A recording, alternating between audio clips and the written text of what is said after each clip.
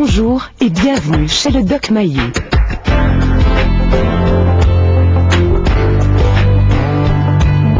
Société, débat, relations, famille. Le Doc Mayou. Retrouvons le psychiatre Pierre Mayou et notre animatrice Janine Ross. Bonjour tout le monde, bonjour Pierre. Madame Janine. Monsieur Pierre. Oui. Notre sujet d'aplomb aujourd'hui?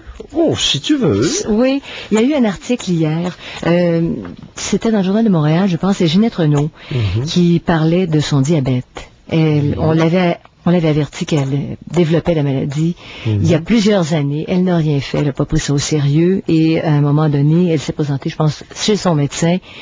Ils ont fait une prise de sang et là, elle était... entre à l'hôpital et tout de suite, je pense qu'elle avait des problèmes avec ses yeux. C'était au point où elle était... Elle aurait perdu la vue, là.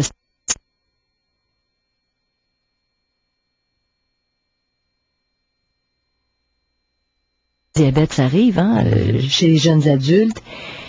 Prenez-vous tous les moyens pour stopper l'évolution de vos problèmes de santé ou vous découragez-vous rapidement ou niez-vous votre état de santé? Pierre, c'est assez étonnant. Oui. C'est étonnant. Il y a des gens qui ont des gros problèmes occasionnés par le poids. D'autres qui ont des... Bon, ils savent qu'il y a des historiques de cancer dans leur famille, plusieurs des deux côtés. Il y a des régimes, il y a toutes sortes de recherches. On parle d'alimentation. Pourquoi c'est si difficile? Des gens qui ont des problèmes cardiaques, on leur dit, il faut que tu t'entraînes. Pourquoi ça ne tient pas la route longtemps? Est-ce que c'est la pensée magique? Comment vous expliquez ça, vous? C'est pas seulement. Ça peut être au niveau de la pensée magique. C'est-à-dire une forme de pensée très puérile de l'âge du niveau d'un enfant de 4-5 ans qui croit que les choses se passent par magie. Et c'est sûr qu'il y a beaucoup de monde qui fonctionne à ce niveau-là. Écoute, ça peut pas m'arriver, je crois en Dieu, ça peut pas m'arriver, Allah l'a pas voulu, puis des niaiseries comme ça, comprends-tu?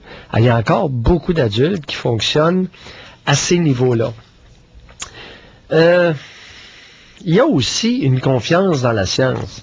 On a eu un auditeur hier qui nous a appelé, puis pour lui, là, il ne fait pas confiance dans la science lorsque la science fait un lien de causalité entre fumer la cigarette et certaines formes de cancer. Ouais, c'est un bon exemple. Il ne fait pas... A-t-il raison de ne pas faire confiance dans la science? Oui et non. La science manque d'humilité à l'occasion, et je suis bien placé pour le dire. Moi-même, j'ai étudié des choses lors de mes études en psychiatrie, qui sont avérées fausses par la suite. OK. Puis on était à peu près certain que c'était la bonne voie. Oui. Mais le temps a prouvé que c'était le contraire. Le plus bel exemple qui m'a valu une semaine de radiation au Collège des médecins en 99, j'ai mentionné que l'Épival, ce n'était pas un antidépresseur. Et alors que beaucoup de mes confrères jouaient avec l'Épival, essayaient de l'utiliser comme stabilisateur de l'humeur ou pour potentialiser d'autres médicaments. Ça s'est avéré une très mauvaise route. Mais c'est ce qu'on avait suggéré. Ça ne foutait rien. Mais c'est ce que la science avait suggéré à un moment donné. C'est pour ça que tout le monde a adhéré. Non, là, c'est le clinicien qui avait devancé la science. La science a abandonné cette route-là que certains scientifiques avaient mis de l'avant. Mais c'était certain. Alors, il y a une différence entre certains scientifiques et la science. Oui. Ce n'était pas reconnu. Il y a eu aussi des dramatisations, par exemple, au niveau du lien de causalité entre la cigarette et le cancer du poumon. Oui, il y a un lien de causalité, mais ce n'est pas toutes les personnes qui fument qui vont développer un cancer. C'est vrai.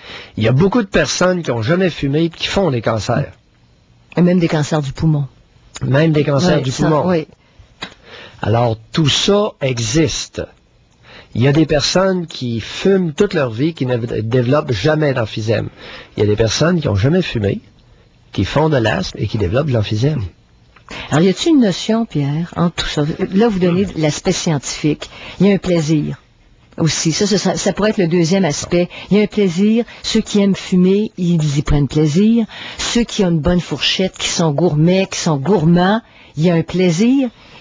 Et se priver de ce plaisir-là, ça a l'air être plus difficile. Beaucoup plus difficile pour certaines personnes que d'autres. C'est drôle. Parlant de plaisir, je n'ai pas l'impression que ce sont les plus gros qui prennent le plus de plaisir à manger. à peu près toutes les obèses que j'ai vues, moi, ils ne prenaient pas de plaisir à manger, ils compensaient leur implaisir ou leur désarroi par de la nourriture. OK. Mais ça Compensation. Oui, qu'est-ce que vous diriez? Autre point qui est intéressant dans cette histoire-là, c'est que j'ai parlé du peu de confiance dans la science et il y a beaucoup de personnes qui n'ont pas tellement confiance dans leur médecin.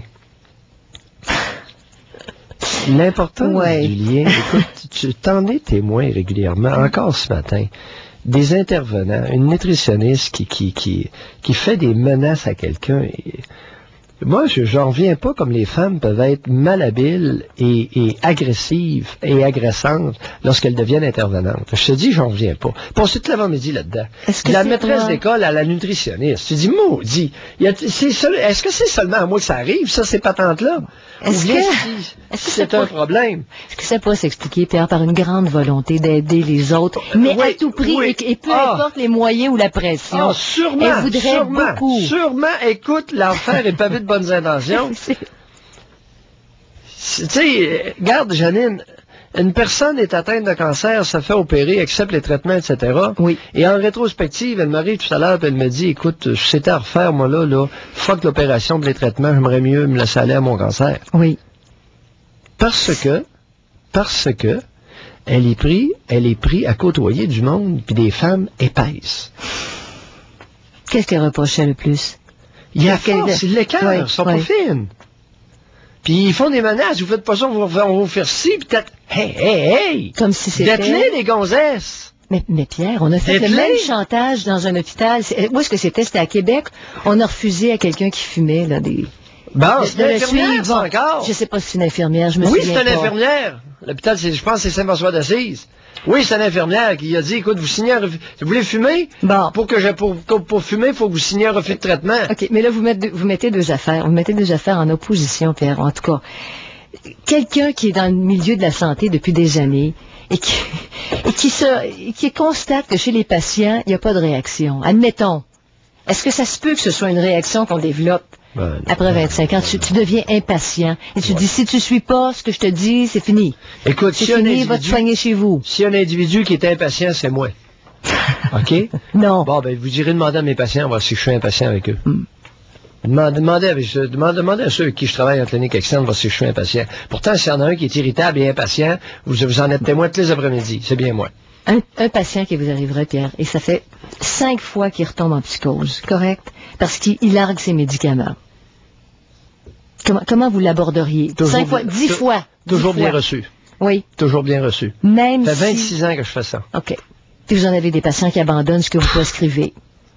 Toujours. Et qui vous reviennent. Toujours bien reçu. Bon. Par contre, il y a un maudit baveux, à un moment donné, qui accompagnait son père, et avec le cigare, puis il voulait rentrer avec son père. J'ai dit non, j'ai dit tout à l'heure, il dit je rentre. Hey, j'ai dit toi là, j'ai dit je t'ai dit dehors, t'attends.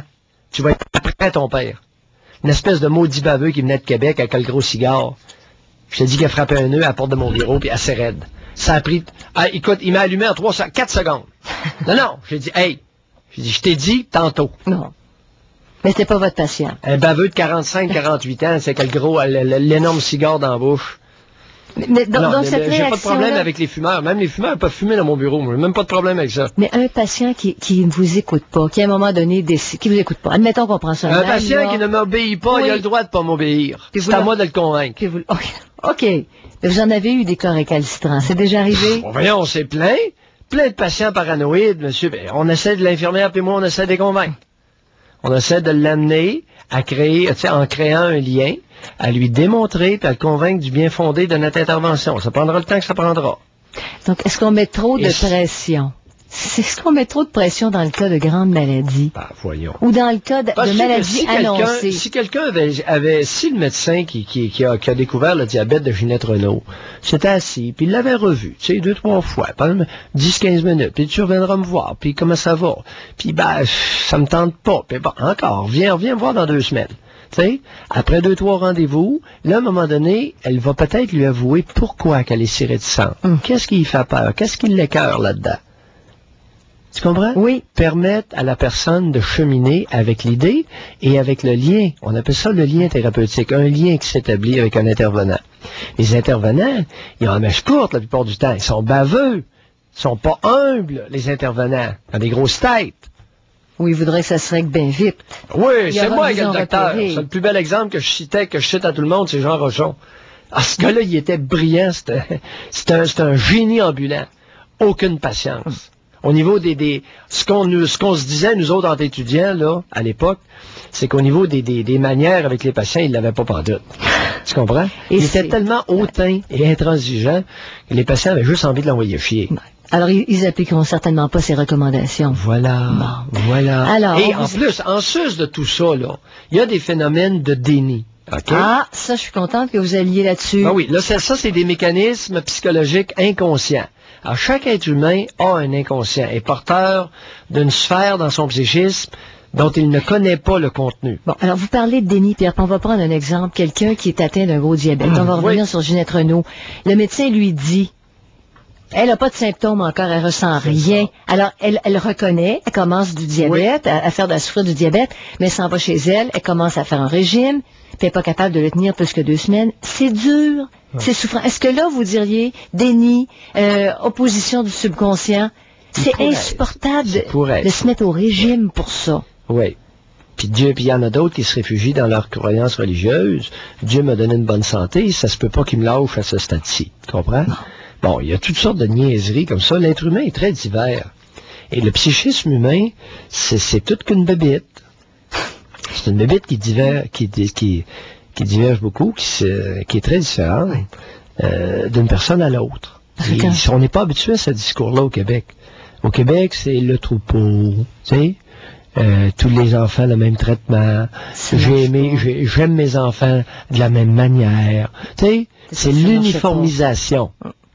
Les enfants, il faut qu'ils portent des uniformes à l'école, il faut pas trop qu'ils se différencient, tu sais, ça va poser des problèmes, c'est là qui sont plus riches que les autres. Puis, tu sais, l'uniformité, l'uniformisation, ça fait partie de la culture de la tribu, ça. Donc, tu fais du diabète, on te prescrit telle patente, tel régime, mais quand tu arrives dans les réticences, tu dis, pourquoi j'ai des réticences? Je suis pas capable de suivre mon entraînement, je suis pas capable de réviser mes habitudes alimentaires, il y a une barrière, je suis pas capable. Oui, mais comme les médecins sont issus de la culture ambiante, OK?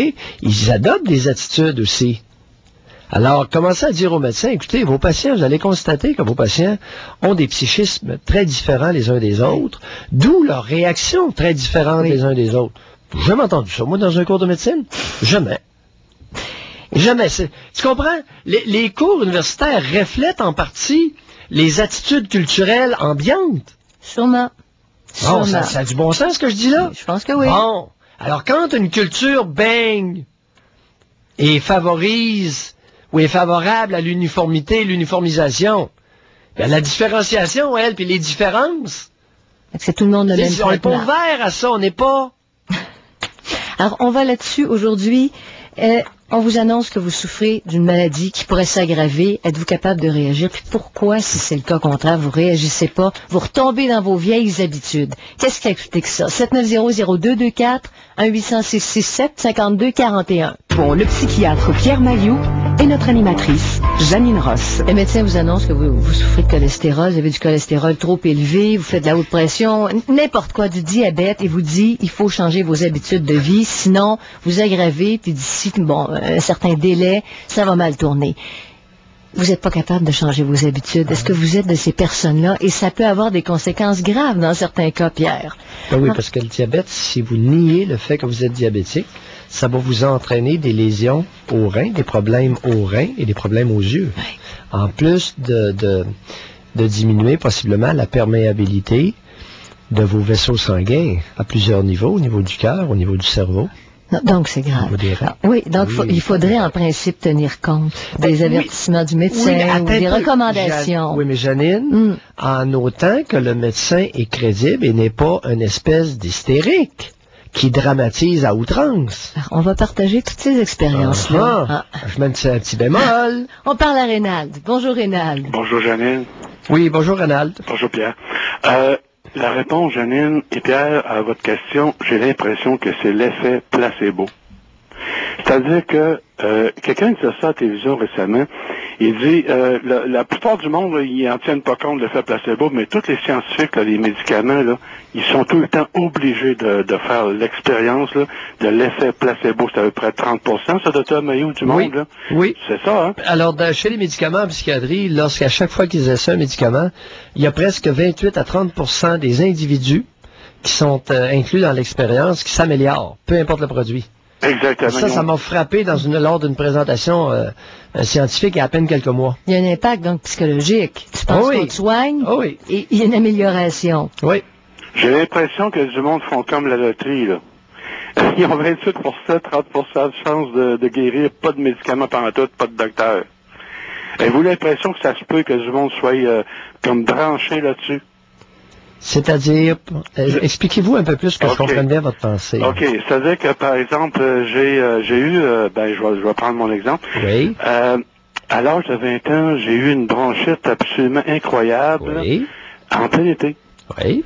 Le médecin qui me suivait depuis à peu près 1 an et demi, il a dit, à l'époque c'était en province, là, comme on dit, là, il a dit, on va te référer à Québec des spécialistes. Oui. Et les spécialistes sont mis à 6. Un psychiatre et 5 médecins, et ils ont découvert que c'était psychologique. Vraiment psychologique. Ils ont fait des tests, ils ont pu finir du barium qu'ils ont mis dans mon organisme, là. Ils ont pris toutes les mesures incroyables, ils m'ont mis sous anesthésie, ils ont tout inspecté.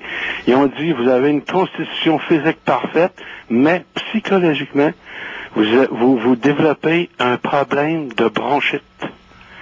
Il n'y a pas de microbes. C'est pas viral, c'est pas rien. Exact. Ils n'ont pas trouvé aucun champ. C'est ça.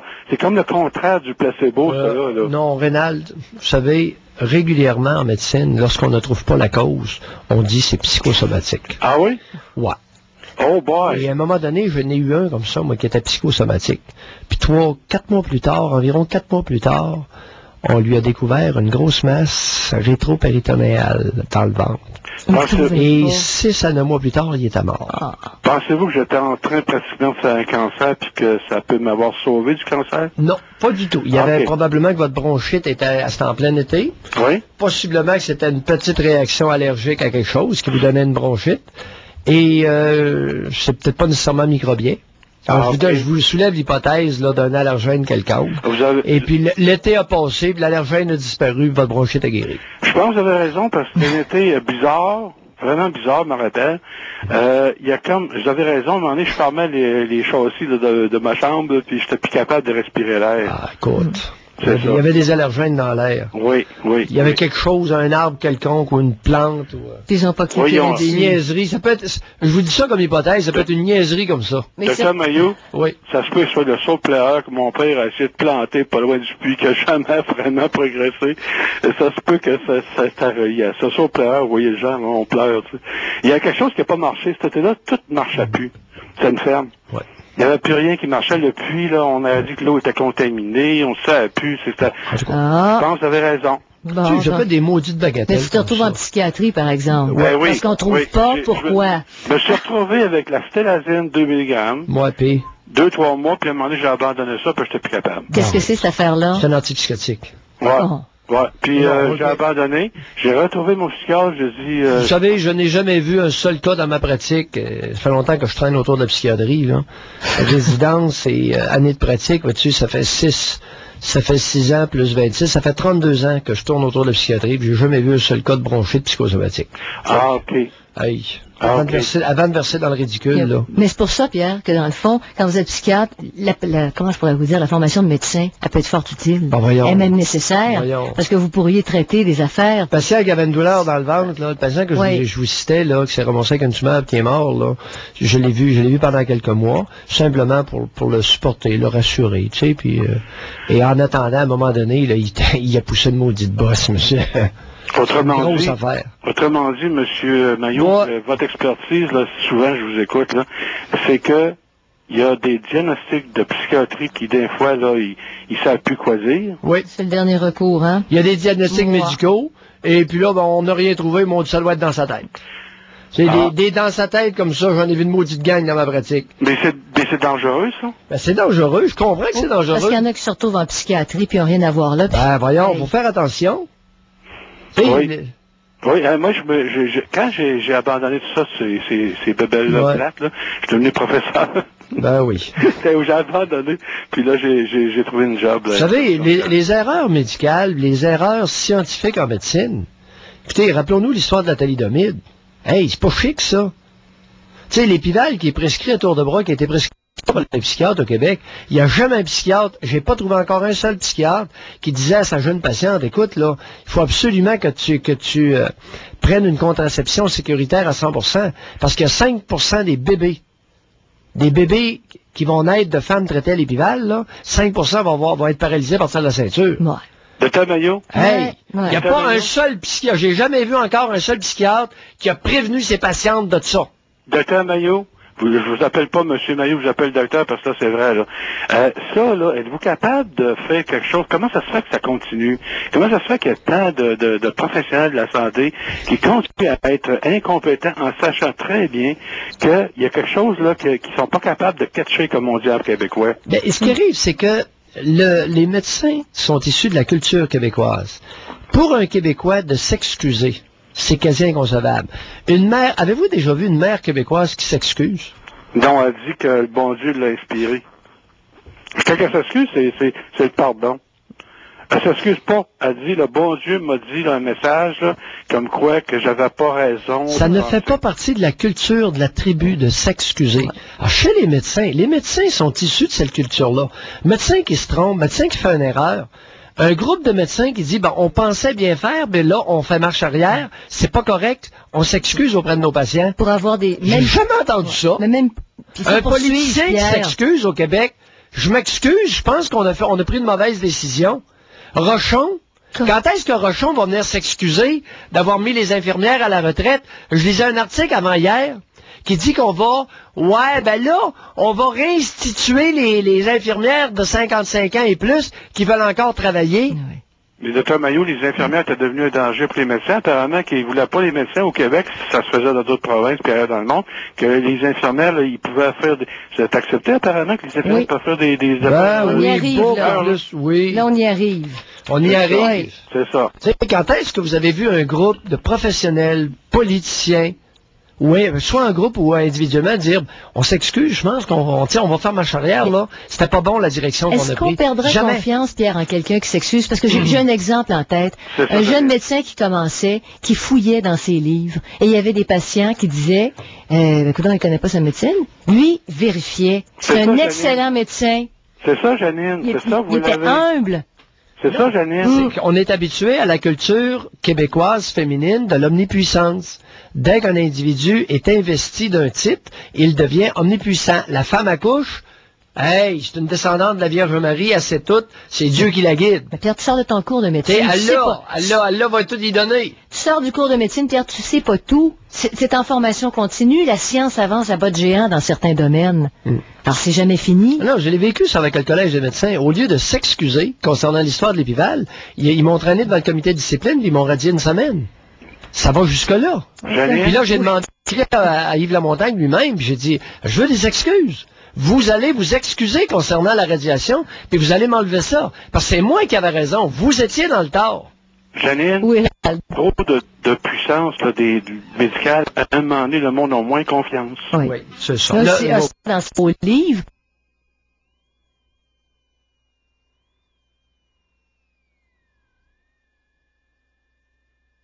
Rénal. Merci beaucoup. De retour au Doc Mayou. Retrouvons le psychiatre Pierre Mayou et notre animatrice Janine Ross.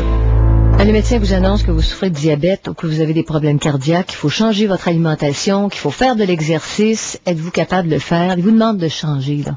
Changer quelque chose d'important. Vous n'avez jamais fait ça jusqu'à aujourd'hui. Puis à partir d'aujourd'hui, c'est une question de vie ou de mort dans certains cas, hein, Pierre? Alors, on parle à... Oui, ou de lésions là, qui vont s'installer. Oui. Alors, on parle à Jean. Bonjour, Jean. Bonjour, Janine. Bonjour, Pierre. Bonjour, Jean. Ça va bien? On vous écoute. Oui. Pour faire une longue histoire courte, là, au mois de janvier, j'ai commencé à perdre du poids, et puis énormément de poids. J'ai perdu environ 60 livres en 6 mois. Oui. C'est venu avec beaucoup d'agressivité, de fatigue, et tout ça. Fait que, au mois de juillet, j'ai été voir le médecin. Il souffre de quelque chose, il faudrait que je fasse de quoi. Puis, je suis très agressif. Fait qu'il m'a envoyé voir le psychologue. Il m'a diagnostiqué avec une dépression. Fait que, il m'a prescrit des antidépresseurs. J'ai retourné voir le médecin, j'ai dit, j'aimerais avoir une prise de sang. Ils m'ont fait une prise de sang, ils me rappellent 3 jours plus tard, il dit, il faudrait que tu viennes tout de suite à mon bureau me voir, c'est urgent. Bon. Moi, j'ai dit, qu'est-ce qui arrive, qu'est-ce qu'il y a? Bon, il me diagnostique avec un diabète. C'est ça. Pardon? Finalement, c'est un diabète et non une dépression. Oui. Oui. Parce qu'ils ont un peu les mêmes symptômes. Alors, 60 livres, quand quelqu'un fonde, vous pesiez combien? 330. Pardon? 330 livres. Oui. Et j'étais rendu à 270. Oui. En 6 mois. Oui. Et c'est venu avec beaucoup... vous savez, ça prend pas un gros cours de médecine. Presque tous les obèses finissent par faire du diabète. Prends pas un grand cours de médecine, devinez ça, là. C'est ça. Puis quand un gros là, perd 60 livres assez rapidement, sans qu'il soit privé de manger, c'est bien évident que un des premiers diagnostics différentiels, c'est le diabète. Mais Hey, c'est pas le psychologue, là. C'était pas fort, celle-là. ça aurait là. pu coûter très En cher à plus, Jean. le médecin est endocrinologue. Oui. C'est fort. En tout cas, il m'a mis sur metformine aussitôt. Et c'est venu avec aussi un cholestérol. Aviez-vous des irritations au bout du pénis? Non. Bon, c'est vrai qu'à 330 livres, ça servait seulement à uriner depuis un bon bout de temps. Est-ce qu'on s'entend là-dessus? Peut-être. Hein? Non, c'est pas peut-être, c'est vous qui le savez. Non, j'avais ma vie sexuelle normale. Hein? Ah bien, à 330 livres, vous étiez encore capable de copuler? Oui, facilement. Ah, ouais. Oui, pas de problème. Bon, puis là, pendant les 6 mois que vous avez perdu 60 livres, est-ce qu'il y a eu un changement au niveau de votre capacité d'érection? Non, aucunement. Parce que Ah, ça aussi, ça peut être un symptôme Oui, de diabète. Puis aucune irritation, aucune infection au bout du pénis? Non, aucune. Ça sort de l'ordinaire, voyez-vous. C'est jamais pareil. J'ai parlé tout à l'heure de la diversité humaine. OK? Oui. Chacun fait ses maladies à sa façon. La perte d'érection, dans bien des cas, là, le premier symptôme de diabète, savez-vous lequel que c'est? Chez un homme? Non. Il arrête de bander. Ah ouais? Ben oui! Ça peut être nono comme ça. Ah, moi, ça m'est pas arrivé. Moi, c'était... Mais vous, malgré que vous pesiez 330 livres, OK? Ça n'a rien affecté de ce côté-là. C'est jamais pareil d'un cas à l'autre. Absolument rien. Mais un gros qui perd 60 livres, hey! Là, on fera pas un grand cours de médecine là-dessus, C'est là. la même affaire pour Ginette Renault, Ben hein? voyons, quand La on même sait chose. qu'une personne, à peu près tous les obèses vont finir là au diabète, et on le sait, je pense que c'est 80% des obèses qui deviennent diabétiques. Écoute, je suis pas sûr de mon 80, là, mais en tout cas, c'est une proportion très élevée d'obèses qui vont finir diabétiques. Mais Jean, son médecin, là, en l'envoyant chez un psychologue ou un psychiatre, en fait, il a perdu du temps, il a perdu 6 mois, ça aurait pu être grave. Il aurait pu... Non. Il a pas 6 mois, là. Il m'a envoyé au psychologue mi-juillet. Avant qu'il y ait les résultats, moi, je l'ai su mi-août, puis là, il me l'a diagnostiqué mi-août. Bon, Ah, d'accord. ok. Quel âge avez-vous, Jean? 32 ans. Pardon? 32. À 32 ans, 330 livres, de se faire envoyer chez le psychologue au lieu d'être investigué sur le plan médical par son médecin de famille, là, c'est pas de la grosse médecine. C'est ça. En plus, c'est endocrinologue. Ouais. Avez-vous été capable de changer vos habitudes? Vos habitudes moi, alimentaires? Ou comment ça Avec se soigne? les pilules, Oui. avec les pilules de le metformine, en 2 semaines, j'étais un homme nouveau. J'étais plus fatigué, plus d'irritabilité. Ben oui, votre glycémie était normale.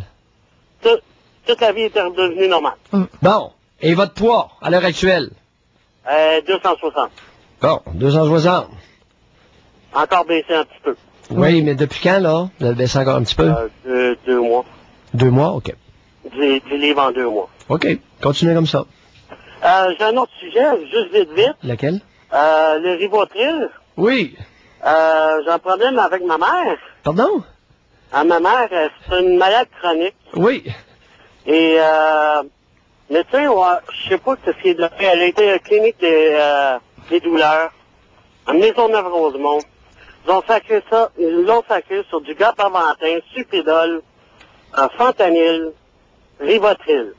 Ouais, ça là, c'est à l'intérieur d'un lunch analgésique. Qu'est-ce qu'elle a comme douleur? Elle doit avoir des grosses douleurs. Elle a une sténose au dos.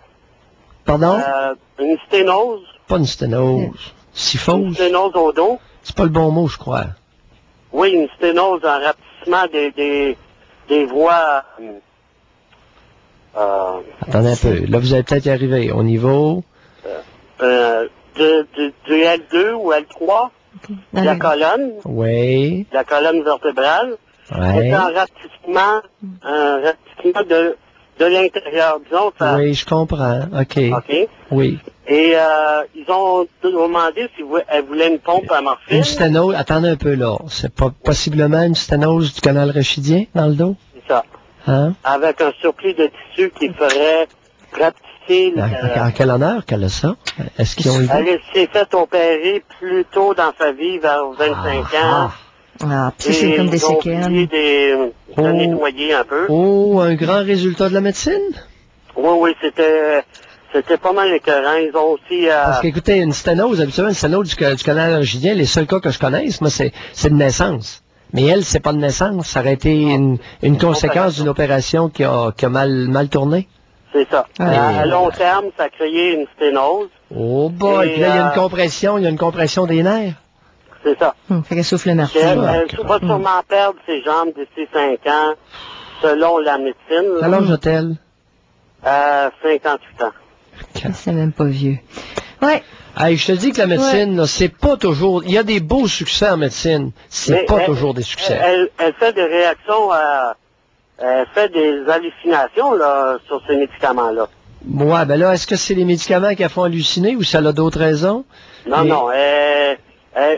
C'est une semaine après avoir commencé à prendre les médicaments-là, elle fait des hallucinations en bas du balcon.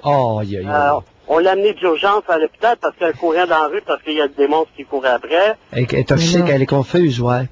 Oui. Et qu'est-ce qu'il peut faire? Sacrément. La clinique de douleur peut juste nous dire, ça va être normal sur ces médicaments-là. Ça va être normal, mais sauf qu'elle peut s'infliger d'autres blessures. Si elle se met à halluciner. Non, c'est pas... Vous savez, Jean, j'ai le regret de vous informer que si c'est vrai ce que vous nous dites, c'est pas un gros cas de réussite médicale, là. Ils ont dit, elle va être confuse très souvent. Pour couvrir ses douleurs, c'est ça, mais est-ce qu'il y a d'autres possibilités? Je comprends pas. Vous travaillez dans un hôpital? Oui, et j'ai demandé à beaucoup de médecins. Ils m'ont tous dit non. C'est à cause d'une réaction comme ça, c'est parce que le médicament ne fait pas le bon effet. Ça ne convient pas, en tout cas. Ça n'a rien à voir avec la confusion, là. Maintenant, attendez un peu. Lorsqu'on la laisse avec ses douleurs... Oui. Elle n'a pas de confusion. Non, mais qu'est-ce que ça a l'air pour elle, la vie avec un peu de douleur? C'est du trouble à marcher, se lever le matin, beaucoup de douleurs partout. En fait, c'est l'enfer. Est-ce que ça la décourage? Est-ce que les douleurs la rendent suicidaire? Non, absolument pas. Non?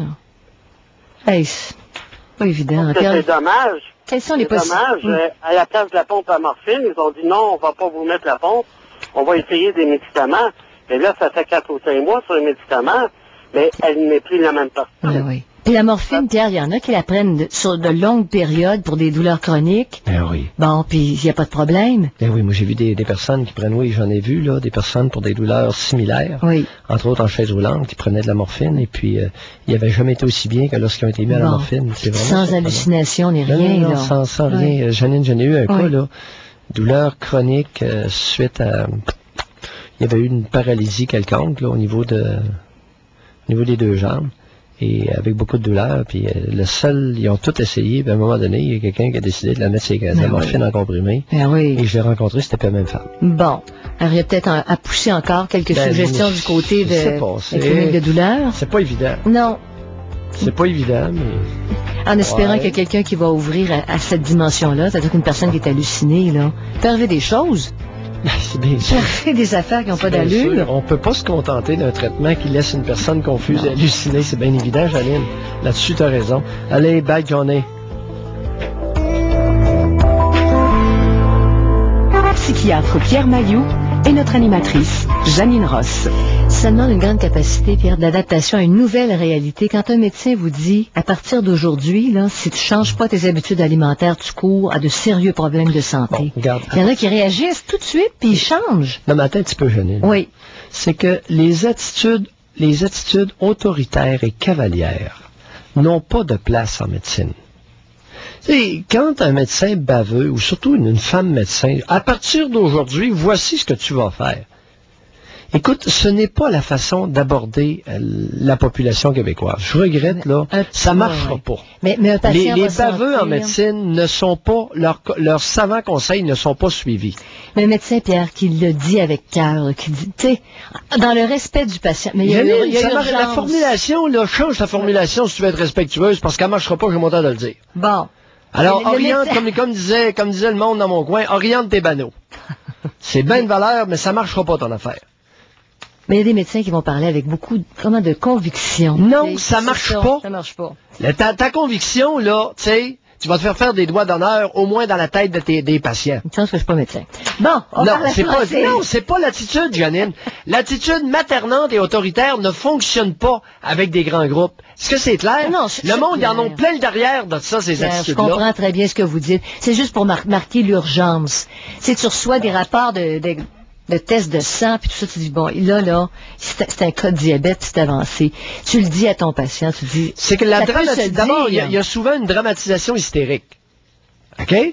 Ça, vous le voyez souvent chez vos collègues. Ben, voyons! Puis, l'arrogance et la suffisance. Bon. Ça, c'est les trois éléments les plus fréquents chez mes confrères médecins. OK. Ça aide les femmes, médecins. Ce qui explique dans votre esprit pourquoi il y a bien des patients qui embarquent pas Voyons, dans ils les leur envoient traitement. promener. OK. Alors, on parle à Francine. Bonjour, Francine. Bonjour à vous deux. Bonjour, Francine. Bonjour, docteur Maillot. Je vais commencer à vous dire ce que depuis l'âge de 40 ans, j'en ai 51 aujourd'hui, ce que j'ai dit à différents pas médecins, mais docteurs, que j'ai dit j'aimerais ça avoir peut-être un accident pour savoir apprécier la vie, un accident assez grave, puis en revenir, là, et pour peut-être savoir de quoi perdre la vie ou passer près de perdre la vie. Bon, après ça, c'est parce que j'avais peur de pas avoir le temps de la dire à la fin. Donc, mon médecin personnel, mon généraliste, je le vois régulièrement, tous les 3-6 mois. Et puis, dernièrement, il me dit que moi, j'ai 2 habitudes de vie qui sont néfastes, là, puis il me dit que ces 2 habitudes-là, ils sont en train de me faire perdre ma santé. Et puis moi, je continue, malgré tout. C'est vrai que c'est dur à perdre des habitudes, mais je continue malgré tout à avoir ces habitudes-là. Puis je me demandais si c'était de l'inconscient, que souvent vous parlez de l'inconscient, qui me fait agir comme ça, ou si c'est mon conscient qui me dit pourquoi je me dirigerais pas tout seul vers la tombe. Est-ce que c'est l'inconscient qui dit ça ou c'est le conscient? Expliquez-vous davantage. Quelles sont les deux habitudes? Racontez-nous ça, là. C'est que je fais de l'emphysème. J'ai un début d'emphysème, puis je fume. Oui. Et puis, je prends de la bière, et puis j'ai des problèmes qui commencent, mon foie, là, il commence à mal aller. Un petit peu de cirrhose. Pas rendu là. Il me dit que ça prendrait encore peut-être 10 ans là, avant que j'aie foie magané. Oui, vous avez quel âge? J'ai 51. 51 ans? Oui. Et depuis l'âge qu'on... Et de la bière, vous en prenez quelle quantité, là, par jour? 6 à 7 par jour. 6 à 7 par jour. Ouais, mais je bois tranquillement. C'est Oui, oui. Ah. C'est du volume, ça. Ça commence à être du volume. Oui, oui. Un petit 6-pack par jour. Comme c'est toute la journée, là. Oui, oui. Francine? Oui. Est-ce que ça arrive des fois que vous vous rendez à 10? Ça arrive en société. Ah! Quand je suis seule, moi, Avec je la vois visite. Seul, c'est 6-7. Avec la visite, jusqu'à 10. Ah, non, pas quand j'ai de la visite. Non, c'est quand je vais ailleurs, surtout. Puis les autres, ils boivent. Je bois plus vite parce que je parle beaucoup Ah, à ce moment-là. OK. Puis là, j'ai plus soif. Puis vous vous rendez à combien à peu près quand vous allez en visite ailleurs? Je peux me rendre jusqu'à 10, comme vous dites. Et Une dizaine. ailleurs. OK. Et allez-vous ailleurs souvent durant la semaine? Non. Une fois ou- Ils sont jamais chez nous, ben. Une fois ou 2 par semaine? Non, une fois par 2 semaines. Une fois par 2 semaines. Ça arrive que je vais chez ma soeur. OK. Et là, chez votre sœur, on se rend jusqu'à une dizaine. Ma soeur, elle consomme, fait que on consomme ensemble, fait que... Non, votre sœur, elle consomme pas à boire. Arrêtez de niaiser avec le mot consommer, là. C'est rendu que ça mérite, oui, ça. mais c'est parce qu'elle consomme aussi, là. C'est-à-dire? Ben là. Sur la drogue? Je peux pas le dire parce que son chum, il peut-être, il OK, écoute tout le c'est correct. temps. OK. Il écoute tout le temps. Correct, on a compris. Oui. Bon. En tout cas, à boire. Oui. Puis, Est-ce que ça arrive des fois avec votre soeur que vous vous rendez à 12? Non, non. 10? Non, parce que moi, je bois tranquillement, puis elle, elle boit vite. Non, mais quand vous êtes en visite ailleurs, le plus que vous avez pu prendre, c'est combien? Oh, dans une journée, là, dans toute une journée, je peux en avoir pris 11. OK. 10, 11. OK. Correct. Puis vous prenez ça, OK. C'est de 6 à 10, là, dépendamment des journées. Et puis, on se tape combien de cigarettes par-dessus ça? Un paquet. Un paquet par jour. Oui. Oui. C'est pas des habitudes qui sont très bonnes, parce que ça fait 42 bières par semaine. En moyenne, Moi, je les compte pas de même, moi, je les compte avec les années. Oui, Je oui. m'en compte, moi. Oui. Parce que j'ai commencé à l'âge de 20 ans. Non, Francine, non, ça demeurons sérieux, là. Puis là, vous avez commencé à faire un petit peu d'emphysème, 51 ans. Le foie, il s'en tire pas si pire. Il commence à être essoufflé un peu, mais pas plus que ça. Ouais. Alors, il est où le problème, là? Ben, c'est que vous parlez de conscient et d'inconscient bien souvent, fait que... Ouais. Là, je me demandais, c'est-tu le fait que je veux sacrer mon camp au plus vite, c'est-tu mon inconscient? Ouais, j'ai l'impression que... Ça fait combien d'années que vous avez hâte de mourir, là? Depuis l'âge de 40 ans, je vous l'ai dit tantôt. Ouais. J'en ai 51. Oui. Ça fait 11 ans. Puis pourquoi depuis 11 ans? Oui. Pourquoi ça fait depuis 11 ans que vous voulez mourir? J'ai aucune idée. Quand j'ai eu 40 ans, j'étais aux études pour une affaires en même temps. Là, comme quoi? Affaire, là. 2-3 affaires comme quoi? Ben, j'ai cassé avec mon chum. Oui. C'est moi qui l'ai laissé. Même si c'est moi qui l'ai laissé, c'est le fait de l'avoir laissé. Mais, Ben oui, vous avez flashé votre chum pourquoi? Parce qu'il consommait de la drogue. Puis moi, un maudit crouton, il se droguait à quoi? À cocaïne. Ben non! Écoutez, c'est quoi l'affaire de flusher un gars parce qu'il se drogue à la cocaïne?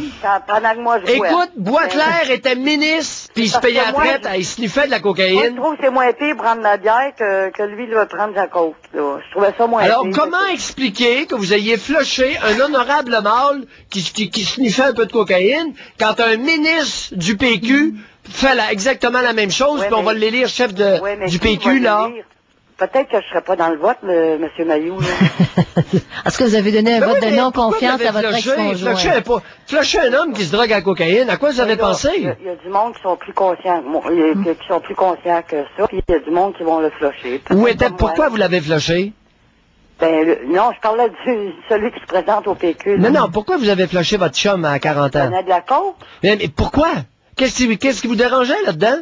Ben, parce qu'il était tout croche, puis aussitôt qu'on venait on avait une petite discussion, ben monsieur, il fuyait, il sortait de l'appartement, puis il s'en allait au lieu de discuter. Puis, mais c'était pas à cause de la cocaïne, ça? Il avait les yeux ronds, puis non, c'est ça, tout son comportement quand il était à la coke, là, il arrêtait pas de...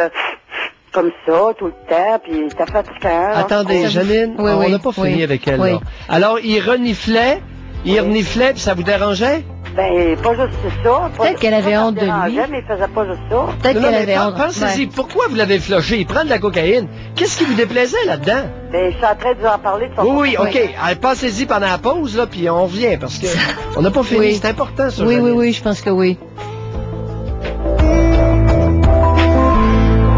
Bien dans sa... De retour au Doc Mayou. Retrouvons le psychiatre Pierre Mayou et notre animatrice, Janine Ross. Juste avant de poursuivre avec Francine, juste rappeler le sujet d'aujourd'hui. Vous rencontrez votre médecin qui vous dit que vous commencez du diabète ou n'importe quelle autre maladie grave, que vous devez réagir, changer certaines habitudes de vie. Vous ne le faites pas ou c'est très difficile. Pourquoi? Alors Francine, on continue? Oui, alors là, on en était à flusher le chum qui sniffait de la coke. Docteur Mayou, je sais que vous avez un bon sens de l'humour.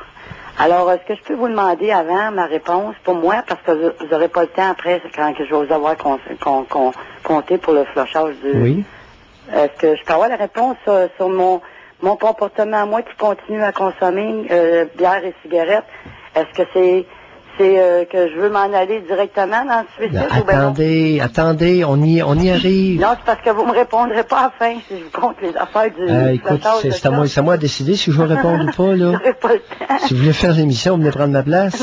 Vous allez comprendre l'acheminement qu'on suit. D'accord. Là, vous avez dit, je vous rappelle, que vous avez dit que vous aviez hâte de mourir depuis 40 ans, depuis l'âge de 40 ans. Oui. Il est arrivé 2-3 affaires à l'âge de 40 ans. J'ai eu un échec dans mes études, puis moi, j'ai dont le fait de flusher le chum qui prenait de la cocaïne. Exact. Il m'apparaît important, quelles sont les 2-3 principales raisons qui vous agaçaient dans son comportement de drogué? Ben, il y avait les yeux ronds quand il arrivait. Oui. Il en prenait après ça. Il n'osait pas tranquillement en prendre devant moi. Les principales raisons, concentrez-vous. Oui, ben, j'arrive à ça. C'est les yeux. Le sniffage, le reniflage. Le reniflage, quand il prenait... Après ça, il développe une espèce de tic à tout bout de champ, ils sont toujours en train de renifler, puis ça devient agaçant. C'est ça. Oui. Il y avait un désir sexuel que j'avais pas nécessairement la journée-là, mais que il était pas capable de la sauver non plus, parce qu'il y avait une érection pendant 3-4 secondes, puis il disparaissait.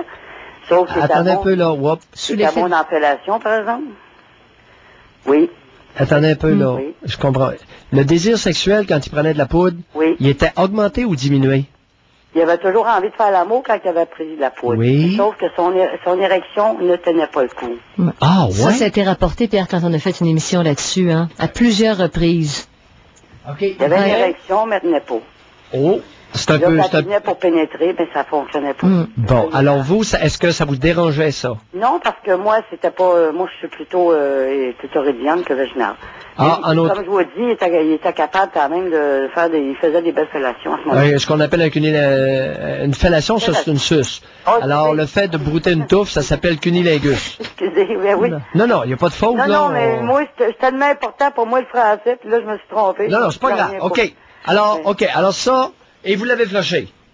Oui. Bon, autre point. Vous avez dit 2-3 affaires qui sont arrivées à 40 ans. Flusher le chum, il sniffait de la poudre pour les raisons que vous avez énumérées. Oui.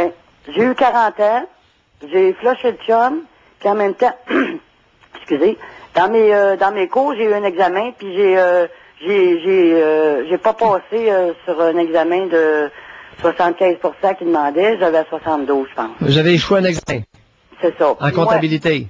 Oui. Puis moi, je suis pas capable de rendre ça, des échecs. C'est le premier échec que j'avais dans ma vie, puis ça me... Non, dans des examens, je parle, là. Premier échec à 40 ans, dans des examens. OK. Fait que ça me... Il est indigeste, celui-là. Oui. Bon, troisième point. Ben, c'est mon troisième. 40 ans, le chum... Ah, 40 ans, ça, c'est un problème? Oui. Ben, ça a été un point que... Un problème de... Je sais pas. Ben non, ben là, sachez-le, là. Ben, il y en a qui ont les blues à 50 ans, il y en a qui les ont à 30 ans, peut-être je me suis senti vieillir à ce moment-là. Oh, vous avez eu une conscience de vieillir. Peut-être, oui.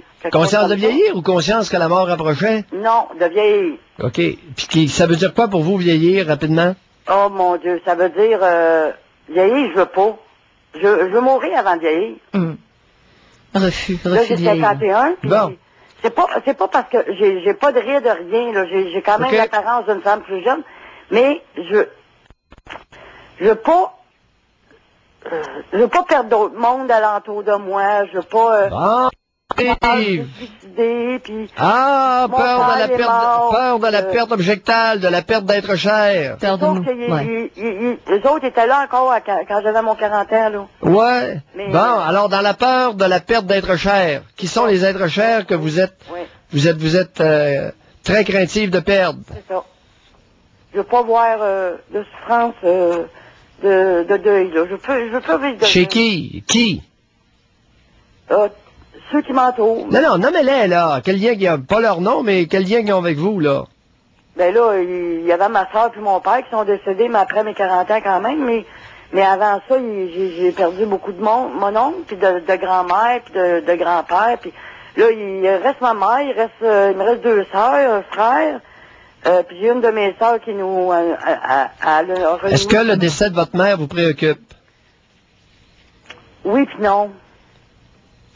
Ben, des fois, je me dis non, puis des fois, ben, je me dis que... Quel âge a-t-elle? 73. Mais je me dis que c'est sûr que je peux pas... on dirait que je m'inquiète pas de son décès. Des fois, je me dis, mon Dieu, elle serait peut-être mieux morte, là, que...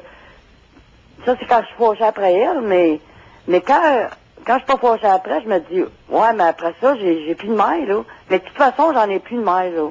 Ça, je le sais, j'en ai jamais eu. Ah, on y arrive. Ça nous a pris du temps, mais on y arrive. Ouais. Mais Ouais. j'ai eu de la peine pour mon père aussi, mais j'ai jamais eu de père non plus. Comment ça? Ah, c'est pas la même relation, Orpheline. hein? Ah, on y arrive. Pas la même Là, relation votre avec le docteur, père. il va avoir de quoi là, à faire la prochaine fois, là. Pardon? Voyez-vous, votre médecin, là, c'est ça qu'il aurait dû faire. Prendre 2-3 petites visites de 10 minutes. Puis simplement, vous écoutez comme je viens de le faire. Et là, il aurait compris que vous êtes orpheline. Mon médecin, il m'écoute toujours, docteur, c'est parce qu'il me parle pas. Il me pose pas de questions beaucoup. C'est moi qu'il faut que je parle. C'est Mais moi il parler écoute. automatique. Vous m'avez posé les questions, là, les questions clés.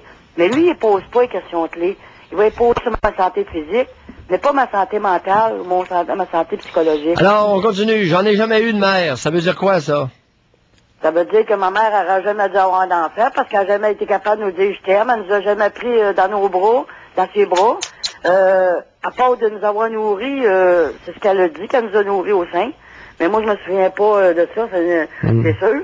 Mais je me souviens pas d'autre chose que de m'avoir fait nourrir au sein. Là, je me souviens de ça non plus. Je me souviens de rien. À part ça, qu'est-ce qu'elle a fait? À part de ne pas être affectueuse? Qu'est-ce qu'elle a fait de pas correct? Ben, comme vous avez dit tout à l'heure, les Québécois ils s'excusent pas, mais ma mère a déjà eu des torts, puis moi, quand j'en ai, je me... Ben oui, mais c'est une mère toute-puissante, c'est une Québécoise. J'ai des preuves, là, puis elle m'ostinait dur comme fer, puis ça m'a pris peut-être une semaine à faire les recherches parce que je voulais y montrer sur le nez que j'avais raison, peut-être pour me faire... Francine, je vais vous poser une question. Oui. Comment une petite fille peut évoluer et grandir? Impossible. Impossible. Donc, Qu'est-ce que va? comment peut-elle vivre aussi? Impossible. Ouais. Elle peut pas grandir, elle peut pas vivre, elle peut rien faire. Alors, Elle avant de peut critiquer la cigarette et la bière, là, Oui. moi, c'est drôle, là. Si j'étais votre médecin, je vous écouterais quand juste 3-4 fois une demi-heure sur ce Oui. qu'on est en train de parler. Ouais. Hein? Ouais. Après ça, là, par vous-même, là, vous commenceriez à grandir un peu puis régler vos affaires. J'allumerai à quelque part. Elle se OK? donnait, Bye, ouais. Francine. Merci beaucoup. Bye. Elle se Non, mais donnerait je le voulais- droit d'arrêter de prendre de la bière comme ça. Oui, Janine, Ouais. au lieu d'écœurer le monde avec leurs habitudes de vie, là, à l'occasion, il est bon de se demander comment se fait-il qu'ils ont adopté cette façon-là de Oui. vivre. Là, tu irais à la source. Mon Dieu, c'est trop Trois long. demi-heures avec Francine, et je t'assure qu'elle réduit de beaucoup et la cigarette et la bière. Elle sentirait qu'on accepte son passé. Que Qu'on quelqu'un l'accepte. s'y intéresse aussi. Comme étant la source peut-être de ses problèmes actuels. Pour la première Ouais, fois, ouais. il y aurait un être humain qui l'accueillerait. C'est pas ça. Trois Les médecins, demi-heures. les médecins vous diraient, Pierre, qu'ils n'ont plus le temps de faire ça. Ils n'ont Non. pas le temps de faire Ils ça. ne veulent pas et ils ne peuvent pas parce qu'ils sont le reflet d'une culture de bonnes femmes non accueillantes. En faisant ça, Pierre, dans le temps, si Francine, là, va pas jusqu'au bout de sa réflexion, elle va être sa patiente pendant des années, son état va se dégrader, puis ça va rester, le médecin va être encore bien plus occupé. C'est temps. Ça va redonner trois rencontres d'une demi-heure, admettons. T'as tout compris. Ouais. Le psychiatre Pierre Mailloux et notre animatrice, Janine Ross. On a beaucoup d'articles, Pierre, beaucoup de livres qui sont écrits sur toutes sortes de régimes pour contrer tel problème de santé. On a tout ça à notre disposition, des conseils concernant la santé. Et quand un médecin, dans bien des cas, annonce à son patient qu'il est atteint d'un début de diabète, puis qu'il peut encore agir en changeant ses habitudes, c'est difficile pour beaucoup de recevoir ça et d'agir en conséquence. Mais il y a une raison, c'est ça qui sort à travers les interventions aujourd'hui, là. Ouais, c'est pour ça qu'on a pris 2 blocs pour démontrer que le fait de dire à quelqu'un qui a des tendances inconscientes autodestructrices, qui n'a pas sa place, qui n'a jamais été accueilli, qui ne se sent pas accueilli, le fait d'aller le tabasser, puis de façon autoritaire et bavarde, prends trop de bière, sinon, puis avec les menaces en plus, c'est fin, hein? Alors, on parle à Pierrette. De petit clin. Bonjour, Pierrette. Bonjour. Bonjour Pierrette. Je m'excuse de prendre votre temps. Je trouve mon histoire très banale comparativement aux autres. Ben, allez-y. Voilà, j'ai 68 ans. Je mesure 5 pieds 7 et je pèse présentement 133 livres. Oui. Maintenant, il y a 10 ans de ça, en 95, je n'avais jamais vu de médecin de ma vie parce que je ne me sentais pas malade. Jusqu'au jour où, depuis plusieurs mois, je n'allais pas bien. je suis allée voir un médecin généraliste qui m'a fait prendre des prises de sang et tout le kit. Et enfin, il a diagnostiqué le diabète. Quand je suis retournée le voir, qu'il m'a dit ça, il m'a et aussi beaucoup de cholestérol. Là, paraît-il que c'était un point dangereux pour une femme. Oui. Il m'a prescrit des glucophages pour le diabète. Et il avait écrit sur la prescription en l'air, là, renouveler 5 fois. Moi, en sortant de là, j'ai nié. J'ai dit à moi-même, moi, là, ça se peut pas, je fais pas de diabète. D'abord, je n'étais pas très portée sur les desserts. Je ne mettais pas de sucre dans mon café. Je me suis dit, je mange pas de sucre beaucoup, je suis pas diabétique, j'ai jeté la prescription. Attendez un peu. Quel était votre poids maximal? Rappelez-nous le poids maximal. À ce moment-là, je pesais... Non, le poids maximal que vous avez pesé dans votre vie. 170, et c'était en 95 à ce moment-là. OK, vous étiez au maximum de votre poids. Oui. 170 livres? Oui. 5 et 7. OK. Ça, c'est le plus haut poids que vous ayez jamais atteint dans votre vie. C'est ça. Alors, j'ai jeté la prescription aux poubelles, mais comme ça n'allait pas mieux, puis il me sentait toujours plus mal, je suis retourné le voir. Alors, il a pris lui-même mon taux de sucre, puis il a vu que c'était encore élevé. Il dit, prenez-vous vos médicaments? J'ai dit, je les ai tous pris pendant le mois, mais j'ai dit, après ça, j'en avais plus. Vous voyez, quand on est mauvaise menteuse, on se fait accrocher en quelque part. Il me dit, j'avais écrit renouveler 5 fois. Je ne savais pas, Là, il m'a dit, madame, vous ne les avez pas pris du tout, hein? J'ai dit, vous avez raison. J'ai nié que j'étais diabétique et puis j'ai jeté le tout. Oui. Alors là, il m'a expliqué vraiment qu'est-ce que c'était que le diabète. Comment, même si je pensais que je mangeais pas beaucoup de sucre, qu'il y avait du sucre dans tout ce qu'on mangeait, le pain, les pâtes, n'importe quoi, et que c'était mon pancréas qui ne faisait pas sa job, là. Puis il dit là, c'est important que vous preniez les médicaments.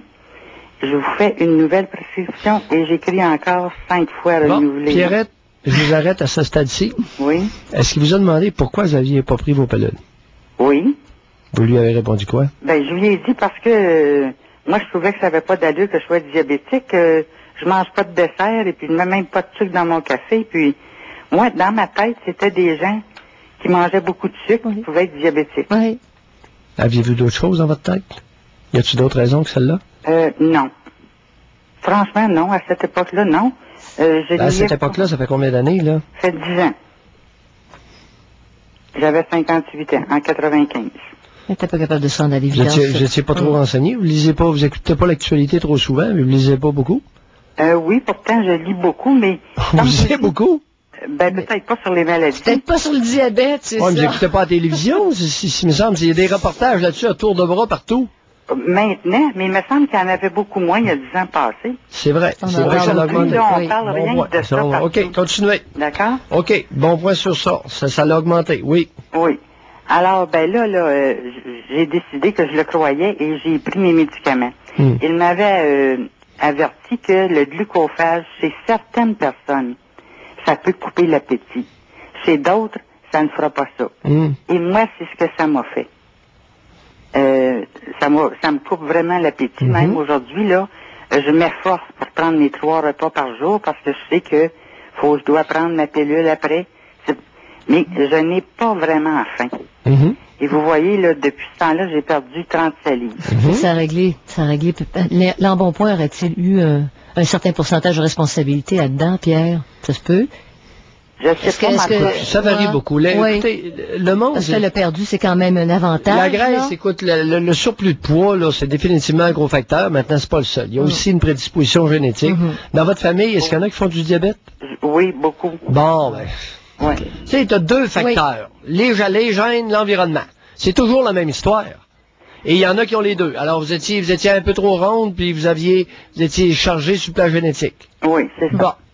Ensuite, pour le cholestérol aussi, je prends des Zocor, ça. Et ça aussi, là, c'est très bien contrôlé maintenant. Oui.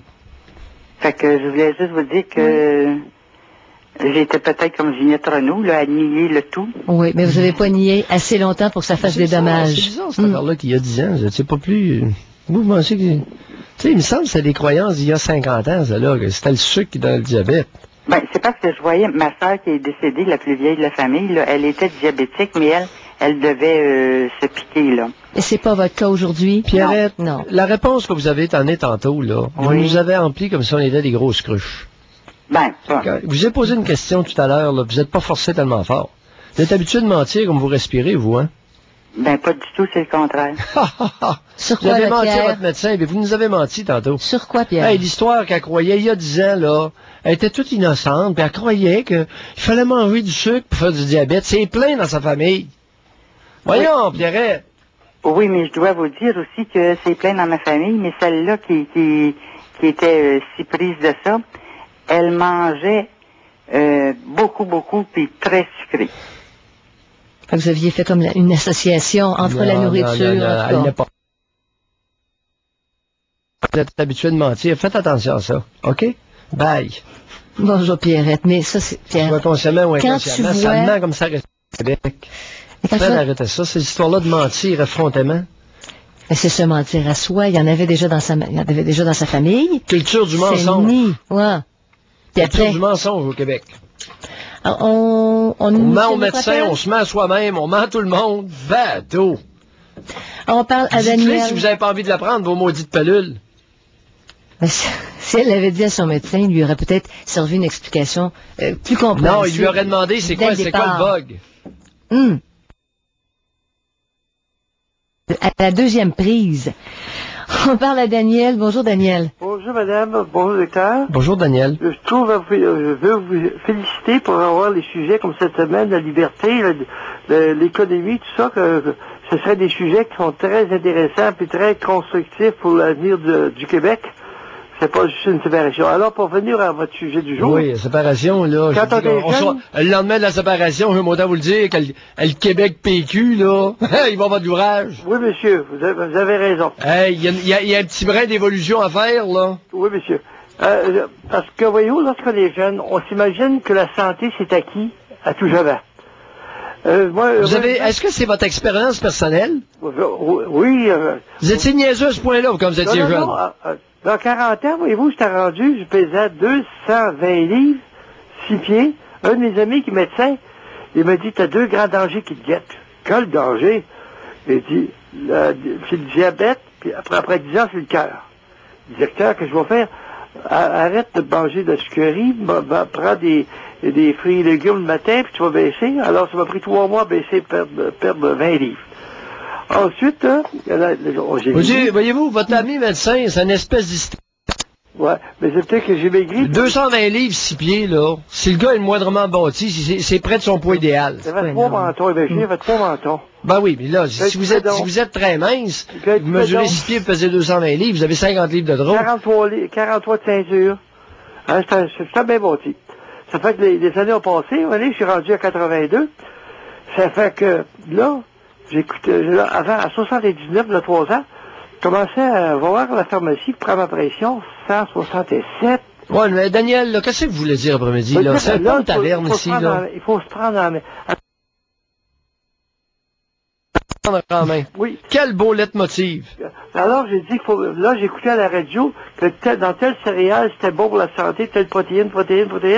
Alors, je suis fait un petit déjeuner santé. Daniel.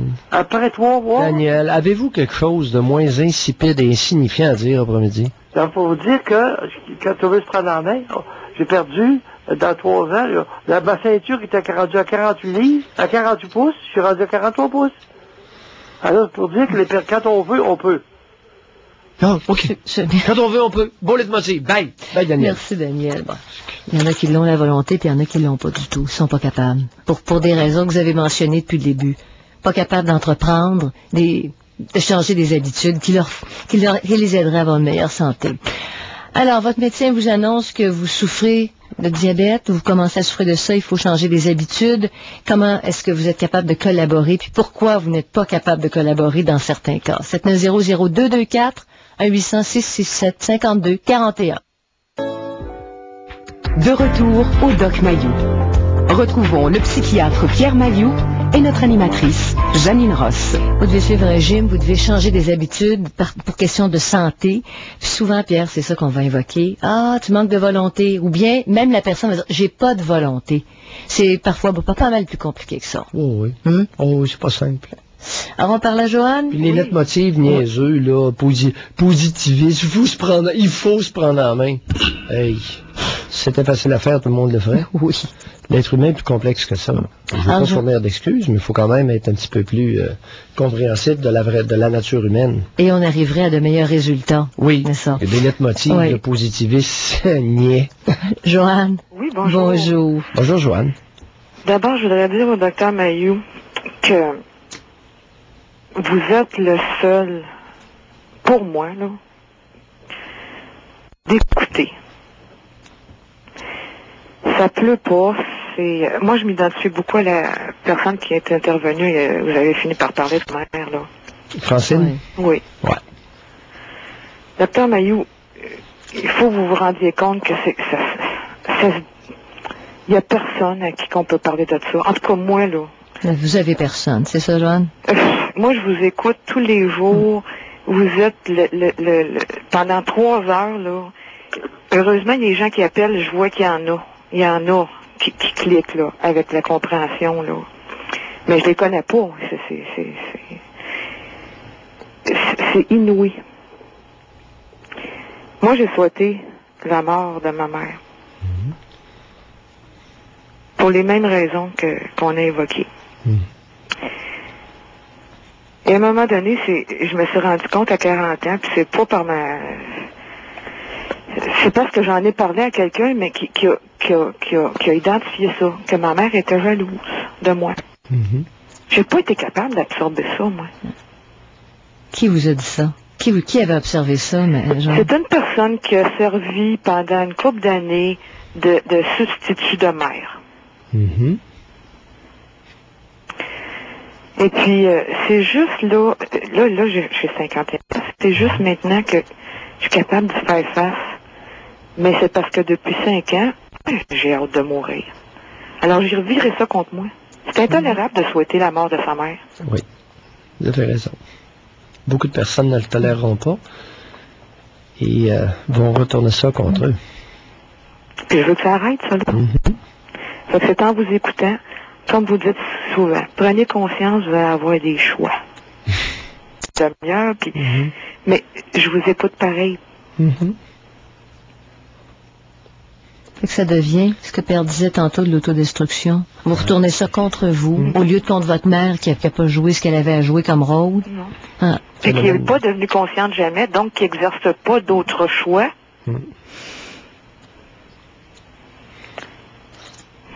L'être humain est condamné à devenir conscient. Oh, j'espère. Ça me fait du bien entendre. Oui. Quand même, ça serait la dernière minute avant de péter aux frettes, là. Ouais. L'être humain est condamné à devenir conscient. Sinon, il est comme les gorilles. Il n'est pas plus qu'un chimpanzé.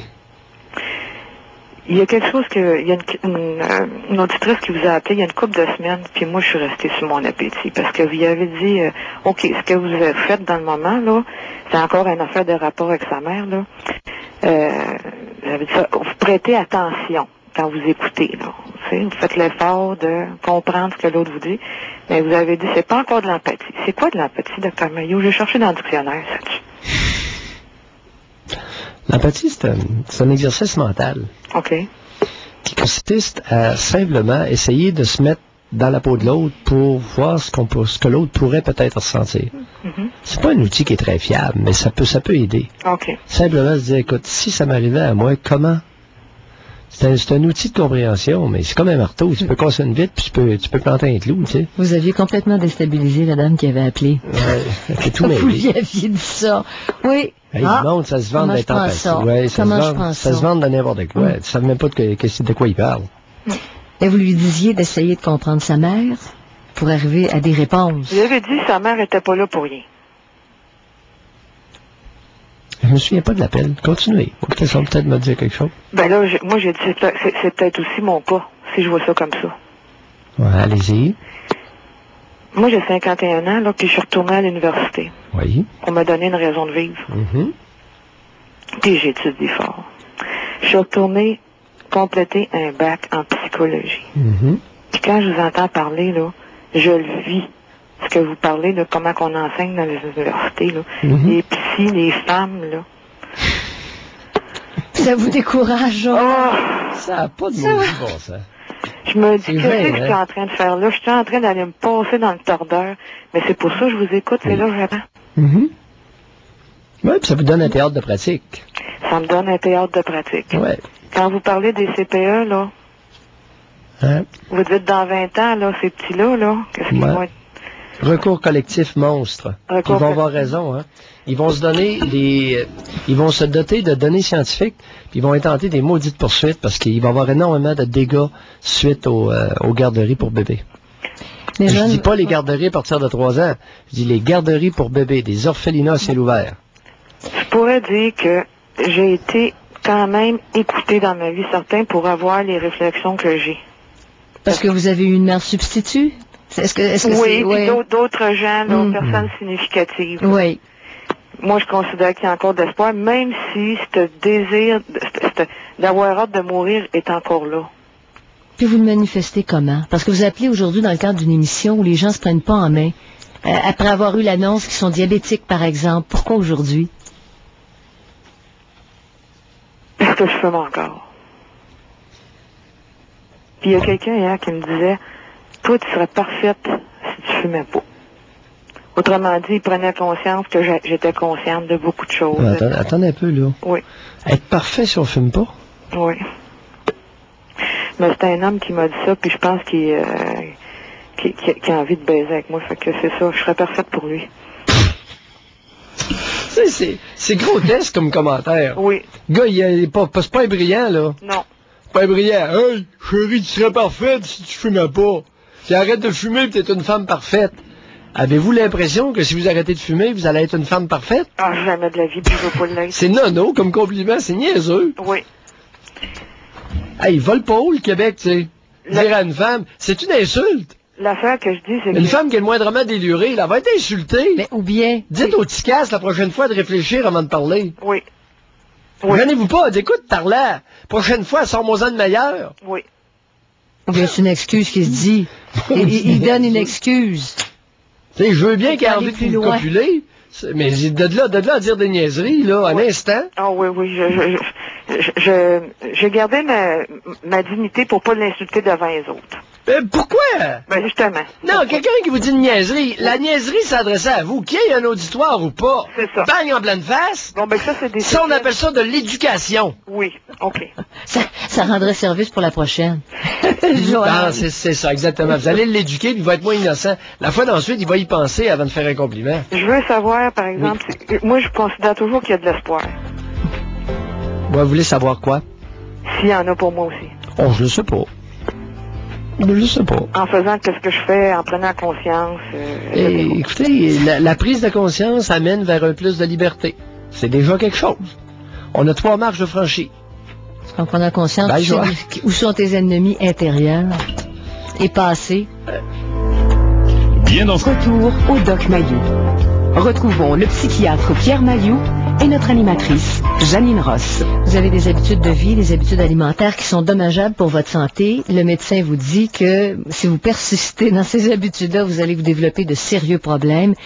Êtes-vous capable de réagir, de passer à l'action, ou si ça vous est extrêmement difficile? On parle à Suzanne. Bonjour Suzanne. Oui, bonjour. Bonjour Suzanne. Bonjour. Moi, je trouve que ce que un des intervenants a dit tantôt, là, qu'il faut se prendre en main, là, c'est absolument faux. C'est pas juste une question de se prendre en main. Moi, je suis une personne qui a beaucoup de problèmes psychologiques, et puis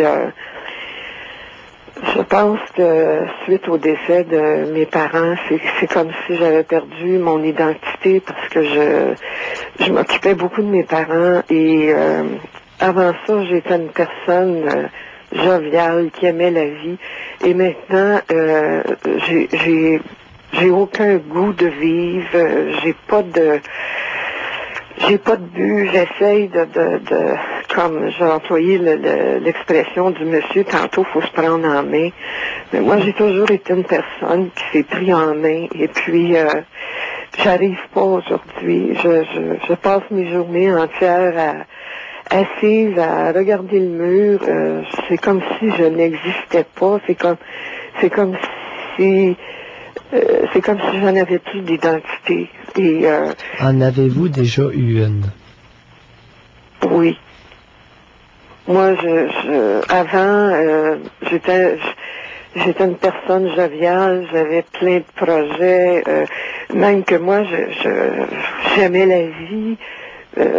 Souvent, je me disais, je me trouvais chanceuse d'être comme ça parce que je disais, je comprends pas ça, moi, les gens qui sont dépressifs. Puis qui... Suzanne, vous avez quel âge? J'ai 50 ans. Et vous aviez quel âge lorsque vos parents sont décédés? J'avais 42 ans. Ça fait 8 ans de ça? Non, ça fait plus longtemps que ça. Bon, ma mère est décédée avant mon père. Ça fait 15 ans là, que mon père est décédé. Puis c'est à partir de ce moment-là que j'ai commencé à avoir des problèmes. Parce que j'ai consulté un médecin. C'est-à-dire c'est un médecin. Fait la consultation, là, vous faisiez quoi là, il y a 15 ans lorsque votre père est décédé? Qu'est-ce que je faisais, vous voulez dire, comme travail? N'importe quoi. Qu'est-ce que vous faisiez dans la vie, vous? Je travaillais comme secrétaire, j'ai travaillé beaucoup dans l'administration, j'ai travaillé beaucoup avec le public. J'étais une personne qui aimait les gens, qui aimait la musique, la danse, et on dirait que j'ai comme perdu l'envie de vivre. Et quand j'ai consulté, parce qu'on m'a dit que j'étais en dépression majeure il y a 15 ans, alors on m'a référé à un psychologue au CLSC. Et par la suite, elle m'a parlé que bon, il y avait des antidépresseurs qui pouvaient m'aider, puis j'étais contre ça parce que j'ai vu que mon père en avait pris, puis qu'il y avait 2 sortes de médicaments, puis il était toujours gaga, puis j'étais contre ça. Puis j'ai consulté un médecin, puis c'est mon médecin depuis 15 ans. Et je dois dire, même si, à entendre vos commentaires, Dr Mailloux, les femmes médecins, j'ai toujours eu des hommes médecins, puis cette fois-ci, c'est une femme. Et je n'ai jamais eu un médecin qui a été aussi attentionné à moi. Moi, je suis une personne qui vit seule, j'ai pas de conjoint. Et puis même que j'étais suicidaire et elle m'a même téléphoné chez moi un dimanche. Vous savez, ça m'a touché beaucoup parce que je me sens tellement seule. Est-ce qu'elle vous a guéri? Pardon? Est-ce qu'elle vous a guéri? Non, c'est pas elle qui va me guérir, c'est moi-même qui va se guérir. Ah bon? Et vous allez vous guérir quand? Je ne sais pas. Je pense que il n'y a pas un soir que je me couche pas. Vous avez une femme médecin extraordinaire. Ça fait combien d'années que vous l'avez, cette femme médecin-là? Ça fait depuis le décès de mon père, j'avais pas... 15 ans. Oui. Et en 15 ans, qu'est-ce qu'elle vous a aidé à faire comme cheminement? C'est-à-dire que j'ai eu des périodes où ça allait mieux. Alors, je me trouvais du travail, puis à travers ça... Ça répond pas à ma question. Comment? Cette femme qui est tellement attentionnée, qui vous appelle le dimanche. Elle m'a appelé une fois le dimanche. Oui, vous appelez même une fois le dimanche. Oui. Elle vous a aidé c'est-à-dire, la façon qu'elle m'a aidé dans ma situation à moi, c'est que ça m'a permis de comprendre que elle avait de l'empathie pour moi. Oh, elle avait de l'empathie. Oui. Oh. Pierre, et ça a eu quoi comme impact? Oui, on continue, hein? Oui, et ça a eu quoi comme impact sur vous, cette belle empathie-là? Ça m'a permis de poursuivre jusqu'à aujourd'hui. Ah bon, de survivre. Oui. De survivre. C'est de la médecine de survivance. Bon, on continue avec Suzanne. Oui, on va continuer. Si vous avez le temps, là. Oui. Oui, parce que l'empathie, écoute, qui permet de survivre. Au Doc Mailloux. Retrouvons le psychiatre Pierre Mailloux et notre animatrice, Janine Ross. Alors, on parle avec Suzanne qui nous raconte que depuis le décès de ses parents, il y a une quinzaine d'années, elle qui avait la joie de vivre ne l'a plus. Oui. Plus du tout, c'est allé même jusqu'à des... Quoi? Vous vouliez mourir, ça vous aviez dit tantôt? Vous avez pensé au suicide? J'ai pensé au suicide et ça fait longtemps que je me pose la question pourquoi je suis ici. même si j'ai la possibilité de faire beaucoup de choses de ma vie, comme je me fais dire souvent, ce sont pas les gens qui sont dans ma peau, c'est moi-même qui est dans ma peau. Et j'arrive pas à comprendre pourquoi faire que je suis figée. C'est comme si j'étais pas dans mon corps. C'est comme si c'était une autre personne. Et je me sens... par la suite, j'ai consulté, on m'a demandé, on m'a offert de consulter encore, et j'ai consulté un psychiatre, et puis justement le psychiatre que j'ai consulté parce que on a décidé que j'avais besoin de médication, alors on m'a prescrit du Paxil, et ensuite, comme je dors pratiquement pas, la psychiatre m'a dit, probablement que votre dose de Paxil est trop élevée, alors je vais vous prescrire des carbolites, et et là... Ça va pas mieux?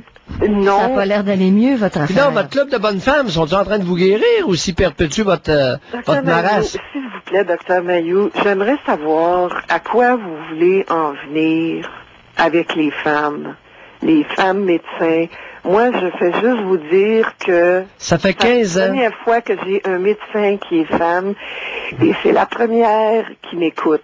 J'ai eu des médecins... Mais Suzanne, ça fait 10 fois que je vous répète la même question. Êtes-vous capable d'écouter de temps en temps? C'est pas moi, c'est pas elle. En 15 ans, qu'est-ce que ces femmes-là ont fait pour vous? C'est juste ça que je veux savoir. Elles ont fait leur possible avec avec... Non, je vous demande pas si elles ont fait leur possible, je vous demande qu'est-ce qu'elles ont fait pour vous aider. Y a-t-il quelque chose en quoi qu'elles vous ont aidé? Bien sûr, j'ai fait une thérapie avec une psychanalyste pendant des années, pendant 3 ans au moins. La liste est en train de s'allonger, là. Mais écoutez, moi, est-ce que vous êtes capable de faire... C'est pas moi qui les a choisis. Est-ce que vous êtes capable de faire une différence entre du maternage et une intervention thérapeutique? Non. Bon, à ce moment-là, je pense que ça va clore la discussion. Attendez un instant, Dr Mailloux. Coupez-moi pas, là. Moi, j'ai besoin de parler, puis d'avoir une écoutez, Suzanne, vous me charrierez pas après-midi, puis vous me ferez pas broyer. Il y a des limites, là. Ça fait 15 ans que vous êtes suivis par un club de bonnes femmes, et là, vous appelez à notre tribune, vous avez le culot de nous dire, là, il faut que je parle. Ça fait 15 ans que des bonnes femmes sont attentionnées envers vous. Les docteurs masculins, Dr Mailloux, ils m'ont agressé sexuellement. Bon, c'est ça que je veux entendre. Arrêtez de dire, arrêtez de dénigrer les femmes, ils sont pas tous pareils. Qu'est-ce que vous venez de dire? Vous dénigrez les... Non, laissez-moi dire ça, qu'est-ce que vous avez dit juste avant? Que j'ai été agressée. Par 2 médecins. À quel âge? Ça ferme la porte, hein? À quel âge? La première fois, j'avais 22 ans. Puis la deuxième fois, j'avais 34 ans. Racontez brièvement là, les 2 incidents. C'est que le premier médecin, c'était 2 gynécologues. Et le premier médecin, il m'a fait des avances pour m'inviter à passer une semaine avec lui en Floride. Oui. Et j'ai été estomaquée. Écoutez, j'avais 22 ans. Moi, je viens d'une petite ville. Je reste à Montréal depuis plusieurs années. Puis je suis une personne qui a été éduquée là, assez sévèrement. Mais à 22 ans, vous recevez des avances. Et là, il arrive quoi? Et là, il n'est rien arrivé parce que moi, j'ai refusé. J'étais... mais malgré ça, j'avais tellement peur parce que j'ai commencé à avoir... J'avais un kyste ovarien cancéreux. Et ils m'ont opéré. Et 2 ans après, ils m'ont opéré une autre fois. Et là, j'avais à ce moment-là 24 ans. Et j'avais beaucoup de problèmes. Bon, je souffrais beaucoup avec ça. Et finalement, j'ai décidé de consulter un autre gynécologue. Et ce gynécologue-là, c'était un gynécologue qui était quand même relativement jeune, là. L'autre médecin, il était, mettons qu'il avait peut-être, je sais pas, moi, peut-être 50 ans, quand je l'ai consulté la première fois. Ça fait comme une perte de confiance par rapport à lui. L'avez-vous revu après ça? Le premier? Oui. Jamais. C'est j'ai jamais été capable d'avoir mes rapports médicaux. Et là, j'ai commencé à penser que, mais ça c'est juste après, longtemps après, là, parce que là, 2 ans après, là, j'ai été opérée 3 fois dans 5 ans. Oui. Et là, j'ai été consulter un autre médecin, Oui. bon, que quelqu'un m'a dit que c'était un bon gynécologue Oui. et tout ça, où je travaillais. Je suis allée, puis je lui ai dit, écoutez, moi, je suis tannée de me faire, de passer au bistouri. Et j'ai dit, là, je veux plus, alors, je veux que vous m'enleviez tout. J'en veux pas d'enfant. J'ai jamais voulu avoir d'enfant. J'en veux plus parce que j'étais tannée de souffrir. Oui. Et lui, il a fait l'opération et tout ça, puis je l'ai toujours considéré un peu comme un sauveur, parce que c'est comme s'il m'avait sauvé la vie, parce qu'il m'a dit que j'avais un cancer. Et j'ai continué à consulter ce médecin-là, et un jour, je suis allée le voir parce que j'étais déprimée, parce que ça allait pas avec mon conjoint, parce que on n'avait pratiquement pas de relations sexuelles et tout ça, puis il m'a dit, c'est pas toi qui as un problème, c'est ton conjoint, c'est tout à fait normal. Et suite à ça, il a profité parce que j'étais vulnérable, et là, il m'a approché, et moi, j'étais tellement surprise que il m'a embrassée dans son bureau, puis il y a eu des touchés aussi. Et j'ai comme pas resté insensible à ça parce que j'étais tellement rejetée par mon conjoint que dans un sens, j'ai comme pas pris conscience, je veux dire, l'importance du geste. Et j'ai laissé aller ça. Et c'est juste... Vous êtes devenu quoi, sa maîtresse? Oh, même pas, non, parce que là, lui voulait... que ça se passe comme dans son bureau. J'étais seule avec lui, puis là, moi, je disais, ben, qu'est-ce qui vous arrive? Et bon, j'étais un peu surprise. Et après ça, après la visite, là, j'ai téléphoné à son bureau pour demander, parce que je prenais du pré-marin, et la secrétaire m'a dit, ne raccrochez pas, madame, le médecin veut vous parler, puis je comprenais pas. Et là, il est venu sur la ligne, et puis là, il m'a fait promettre de ne pas parler de ça à personne. Mais moi, j'étais tellement bouleversée. J'ai quitté mon ami après. Vous savez, j'ai vécu des choses tellement difficiles. Mais regardez, Suzanne, je vous arrête là-dessus, là. Oui. Vous avez commencé tout à l'heure en nous disant que avant le décès de votre père, il y a 15 ans, vous étiez une personne joviale, pleine de projets, etc. Oui. Là, vous nous racontez des incidents extrêmement importants qui se sont passés longtemps. Oui. Tu sais, je vous avais dit, avec le décès de mon père, j'ai perdu mon identité. Oui. Là, vous êtes en train de nous raconter, dans la jeune vingtaine, trentaine, vous aviez des problèmes importants. Alors, je vous invite à être prudente pour ne pas vous mentir à vous-même. Oui, mais c'est ça, Dr. Mailloux. J'ai tout refoulé ça, moi. C'est juste quand j'ai fait la psychanalyse que j'ai réalisé.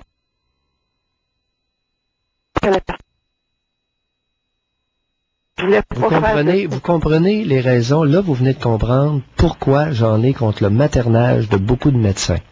Ça ne donne strictement rien si on ne parle pas des vraies choses. Oui, mais que votre médecin là vous appelle le dimanche puis qu'elle soit bien attentionnée, si elle ne vous aide pas à devenir consciente des éléments qui bloquent votre cheminement, vous perdez votre temps. Oui, mais Dr. Mailloux, c'est pas une psychologue, c'est pas une psychiatre. Regardez, là, moi, on m'a envoyé pour aller avoir une évaluation. À ce moment-là, si elle n'est pas psychiatre, impossible, pourquoi ils vous bourdent de pilules, les docteurs? Ben, parce que c'est les psychiatres qui m'ont donné ça, là, c'est pas elle. Je le sais pas. Puis elle travaille, ça. Et là, moi, j'ai demandé à la psychiatre à Sainte Mary, Dr. Mailloux, j'ai dit, elle dit, je vais vous prescrire du lithium, puis moi, ma réaction, ça a été, mais je suis pas maniaco des ça. Et là, elle m'a dit, bon, ça peut agir. De toute façon, oui, la pilule miracle pour contrer toute cette misère-là qui est enfouie en vous. C'est donc bien compliqué, Pierre, parce qu'elle a passé par une comment t'appelles, une psychanalyse, quand même. Tu peux-tu aller plus loin pendant des années? Comment ça sort pas? Comment sortir, là? Parce que moi, je sais plus quoi faire. Non, attendez un peu. La psychanalyse, ça l'a tourné comment, ça? Ben, j'ai fait une psychanalyse parce que c'était une psychanalyste qui était Suzanne. Je veux juste vous dire qu'elle s'est en allée. Suzanne. Ça a fini, ça n'a pas fini. Parce qu'elle a dû s'en aller. Bon. Vous n'êtes pas allé jusqu'au bout. Mais alors, non, elle vous a laissé tomber. Ben oui, parce qu'elle a quitté pour la Californie parce qu'elle est allée pratiquer là-bas. Puis moi, ben, je suis restée comme sur mon appétit. Puis dans un sens, j'ai resté avec tout ça. Évidemment, elle vous a pas référé à personne avant de quitter? Oui, elle m'a dit que je pouvais demander de consulter quelqu'un, mais il fallait que ça fasse partie d'un programme parce que moi. Est-ce qu'elle vous a référé à quelqu'un avant de quitter? Pas en particulier. Elle m'a dit. Merci. Elle m'a juste dit de refaire une demande. Ben oui, débrouille-toi. Vous allez vous débrouiller. Mais comment voulez-vous que moi je m'en sorte, là? Alors, agressé par 2 médecins et puis abandonné par une couple de bonnes femmes. Puis même, je peux dire 3 médecins parce que une fois, j'ai eu une vilaine grippe puis je suis allée consulter. Ouais. Et puis le médecin m'a fait enlever mes vêtements. Encore une fois, j'avais à peu près 20 ans. Ça, c'était un Haïtien. Puis là, il m'a tâté les seins, puis il m'a prescrit des antibiotiques. C'est juste après, j'ai comme, je me suis dit, qu'est-ce que c'est ça? Vous savez... Pas de confiance, hein? Ça établit pas des liens de confiance très profonds. Ça, c'est clair. Puis j'en avais pas de médecin avant, moi. Je n'ai jamais eu de médecin. Voyez-vous, au moins, Suzanne, il y a une chose. Cet après-midi, là, l'exercice au moins donner 1 point. Va avoir rapporté 1 point. Vous avez dit, depuis le décès de mes parents, j'ai perdu mon identité. Ouais. Je vous dis, je vous ai posé la question, aviez-vous un problème d'identité avant le décès de vos parents? Non, pas de problème. J'étais jovial puis plein de projets. On convient-tu au moins à ce stade-ci que c'était un gros mensonge inconscient de votre part? Que le problème d'identité, il était bien avant le décès de vos parents. OK. Est-ce qu'on est d'accord là-dessus au moins pour cet après-midi? Oui. Bon. Hein? Allez, mais Dr. Mailloux, s'il vous plaît, juste me dire, là, qu'est-ce que je fais?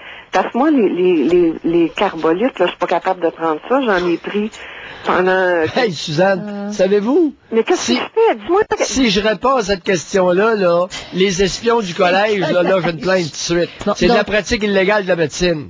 Donc, OK, bye.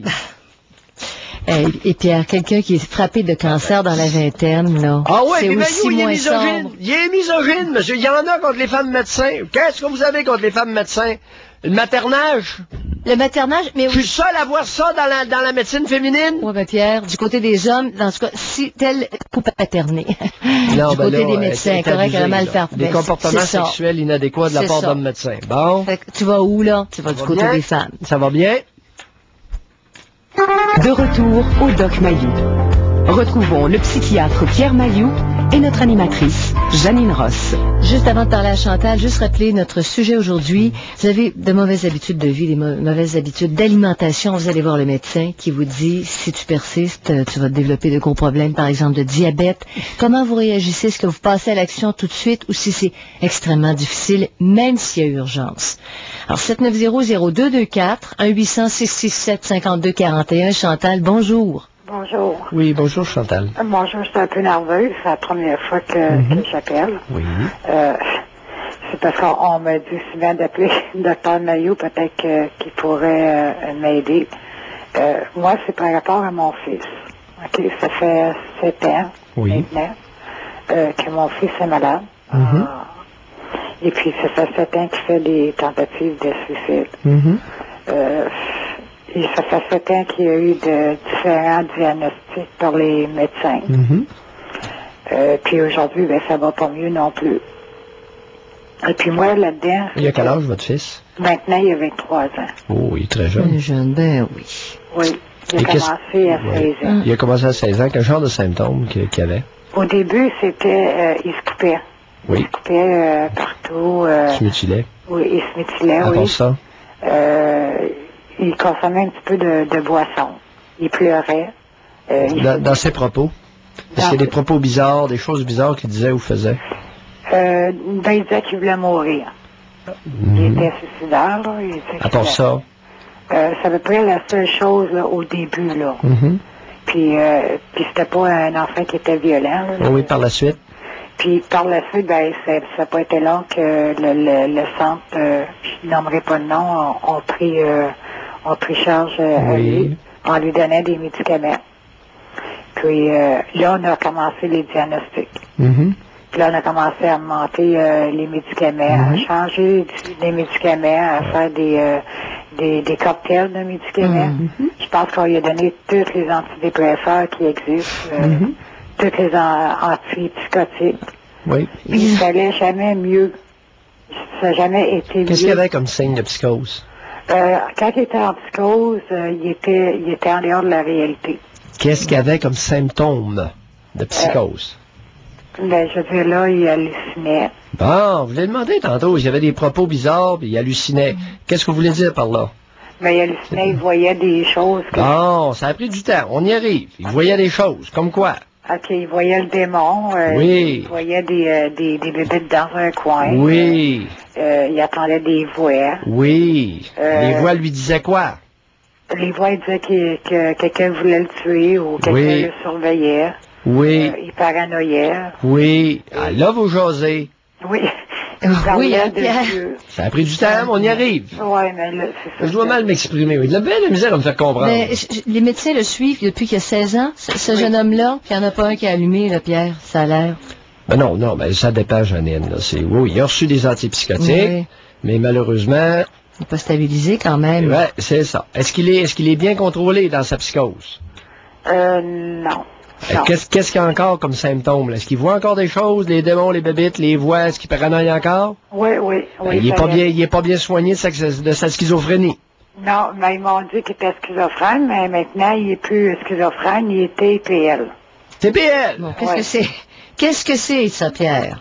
C'est trop la personnalité limite. Bon, non, c'est moins pire, c'est ça? Chantal, je peux au moins vous dire une chose, que voir des choses, les démons, les bébites, entendre des voix, et puis paranoïer, ça fait pas partie de la TPL. Ça, au moins, je peux vous dire ça. OK. Alors, la TPL, là, pour moi, là, c'est pas ça, et c'est jamais ça. Ça, les symptômes, là, les symptômes que vous avez mentionnés, oui. Ce sont des symptômes qu'on retrouve souvent dans la schizophrénie. OK? OK. Bon, ceci étant dit. Ceci étant dit que... Ceci étant dit, à l'heure actuelle, est-ce qu'il voit encore des choses? Est-ce qu'il voit encore des bébites, puis il entend des démons, puis des voix qui lui disent... Oui. Ah, ben là...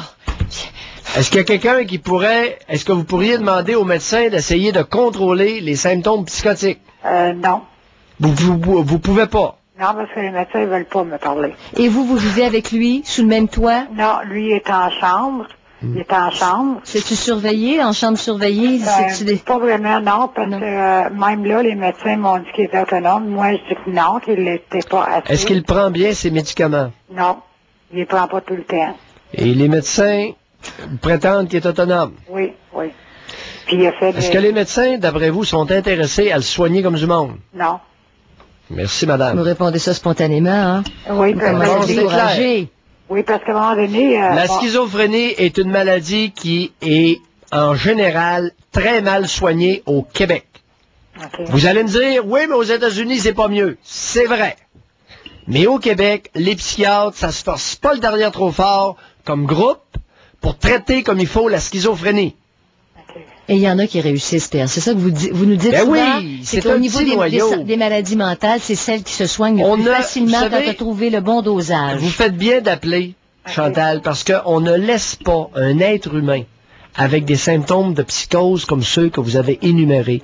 On fait tout pour le soulager. OK. Parce que on fait tout et notre gros possible pour le soulager. Parce que lui, avant de partir pour Pinel, OK, parce qu'il a été accusé de menace de mort envers sa psychiatre. Et il était en psychose quand il lui a dit ça, là. OK, il était... Hey, Chantal, vous me ferez pas commenter sur la psychiatrie de bonne femme? Non. Non, mais moi non plus. Non, mais on travaille pas en équipe, Pierre. On travaille pas en équipe chez les psychiatres. Quand il y a des cas qui sont rebelles ou t'es pas capable d'en venir à bout, est-ce que tu peux demander une collaboration? Il ne commentaire là-dessus parce qu'il est misogyne. Est-ce qu'on peut demander des collaborations, Pierre? Parce que des médecins, des psychiatres masculins qui arrivent pas mieux. Quand on n'est pas capable d'arriver à bout, Chantal on fait quoi? et Janine, je vais vous expliquer ceci. Un patient qui entend des voix qui lui disent de tuer, OK, il va nécessairement obéir aux voix. Soit en faisant des menaces de mort ou en attaquant quelqu'un. Ce que j'essaie de vous dire, mesdames, c'est que quand un patient me consulte et qu'il entend des voix qui lui disent de tuer ou qui menacent de le tuer, Je prends ça extrêmement au sérieux et pour moi, ça représente une urgence de le soulager de ce symptôme psychotique. Certainement. Est-ce que je me suis bien exprimé? Oui. Ouais, mais maintenant, Est-ce que c'est clair ce que j'ai dit? C'est pas à Chantal et à moi. C'est ça, Pierre. Je pense que les maires sont plus capables de le comprendre que certains spécialistes. Non, mais le collectif québécois a au moins besoin d'entendre ce que je viens de dire. Ouais. Parce que ça pourrait peut-être mettre de la pression sur certains psychiatres qui agissent pas, puis qui prennent ça personnel. Ils me menacent, puis oui, ben oui. Okay. Il est malade. Mais c'est ça, Avec une hallucination.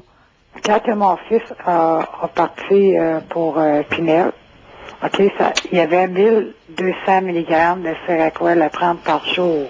Oui. Avant de partir pour Pinel. Est-ce qu'il le prenait? Oui, il le prenait, mais il hallucinait. Oui, alors à ce moment-là, pourquoi qu'on n'a pas adjoint, c'est pas ce que je vous fais là, on aurait pu, dans ma pratique à moi, ce que je fais quand je suis rendu à Seroquel 1200, je monte à 1500, 1700. OK? Milligrammes par jour. Et là, je donne, parce qu'il y a là, je donne des neuroleptiques dépôt en injection à chaque 2 semaines dans les fesses. OK, lui, il n'en avait pas. OK? Je rajoute. Parce que je prétends à mon corps défendant qu'il y a des cas de schizophrénie réfractaire et il faut nettement augmenter les traitements aux antipsychotiques. Fait que ces deux, Pierre, vous donnez Seroquel de base au maximum, puis vous ajoutez un autre. Je rajoute un autre qui est en injection, et là, je grimpe l'autre. OK. Comme lui, et c'est fou ce que j'obtiens des résultats intéressants quand je fais ça, chez certains cas. Okay. Mais j'aimerais bien ça voir Chantal arriver au bureau du psychiatre qui ne veut même pas la recevoir actuellement, lui dire ça. Ben, vous pourrez au moins lui dire que Mayou, là, ça fait 26 ans qu'il utilise des hautes doses de neuroleptiques, d'antipsychotiques, et dans bien des cas, ça a soulagé beaucoup les symptômes psychotiques des patients. Oui. OK? Mais là, c'est ça. Quand il est parti là, il y avait 600 pilules par mois à prendre. Quand il est revenu de Pinel, là, il était étiqueté TPL. Là, il est descendu à 400 pilules par mois. Ouais. Puis là, maintenant, il y en a 200 par mois. Mais ça n'a rien changé. Ça n'a rien changé, puis il m'a fait des menaces de mort. Il a fait des tentatives de suicide. Non, vous savez, j'ai écrit, regardez, Chantal, je vais vous dire, là, c'est pas un secret de polichinelle, Janine. Je suis en train d'écrire une lettre à Yves Lamontagne. Oui. Concernant le président du Collège des médecins, concernant ça. On reçoit des appels, Pierre, sur une base régulière. Parce que ça n'a pas de bon sens. Ça n'a pas de bon sens. C'est qu'il y a une paresse professionnelle chez les psychiatres au Québec. Les gros cas de schizophrénie, on ne veut pas s'en occuper, on les laisse dans la rue et ils se ramassent en prison ou à Pinel. Et je trouve ça inacceptable. Parce que je suis convaincu, et j'ai la preuve, je détiens la preuve, qu'en augmentant les traitements antipsychotiques, on obtient des très bons résultats dans beaucoup de ces cas-là. Qu'est-ce qu'on pourrait laisser à Chantal? Je suis allé donner des conférences là-dessus en Ontario, en Saskatchewan, en Nouvelle-Écosse. En plus d'avoir donné des conférences sur le sujet dans plusieurs départements. Mais les psychiatres, parfois, ils ont la tête dure. Et les gros cas, j'ai beaucoup de mes confrères qui veulent pas s'en occuper et je trouve pas ça correct. Si Chantal écrivait au fameux psychiatre puis en lui disant qu'elle a pris de l'information et qu'elle suggère ça, tentez. Ben, pourquoi pas? Hein, Chantal, écrivez s'il veut pas vous voir. Peut-être. Mais comme moi, que je voulais dire par rapport au psychiatre, c'est que j'en ai rencontré plusieurs là, par rapport à mon fils, c'est sûr. Puis on me disait, quand, exemple, mon fils était hospitalisé, il était en psychose.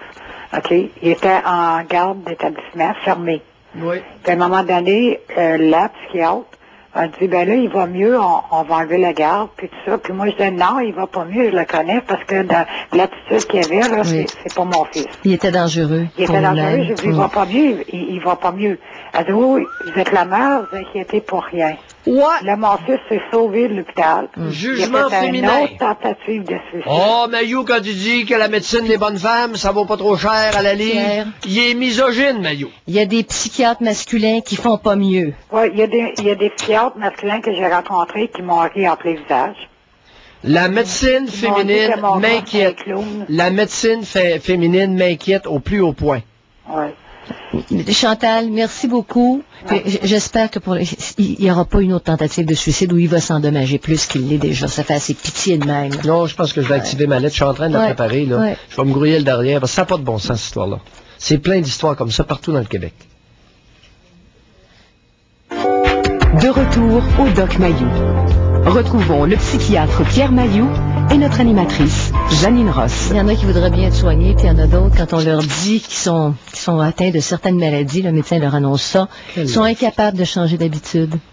Que de lâcheté professionnelle en psychiatrie face au gros cas réfractaire de schizophrénie. Je n'en reviens pas. C'est des coups magistraux, ça, Pierre. Quand ces malades-là s'infligent des blessures, là, ils deviennent handicapés. Oui. C'est terrible, parce qu'il y en a des histoires comme ça. Oui.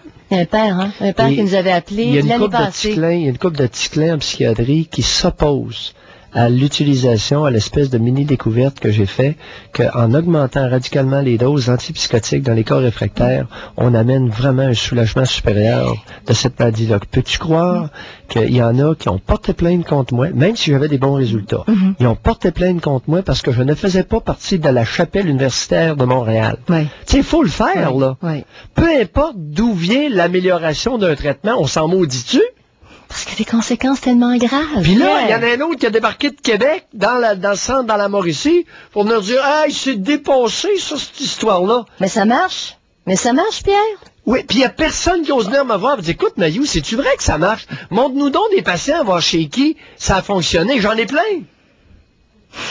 Non, c'est nous autres, la chapelle de Québec, puis la chapelle de Montréal, qui va déterminer si ça a de l'allure ou pas. Puis les patients, eux autres, ils déterminent quoi? Ils déterminent rien, puis ils subissent pendant des années. C'est plein. L'exemple, le cas, le fils de Chantal, là. Oui. Écoute, c'est des dizaines de milliers au Québec comme ça. C'est pas 2-3 cas, là. C'est en termes de plusieurs milliers de cas identiques à ça.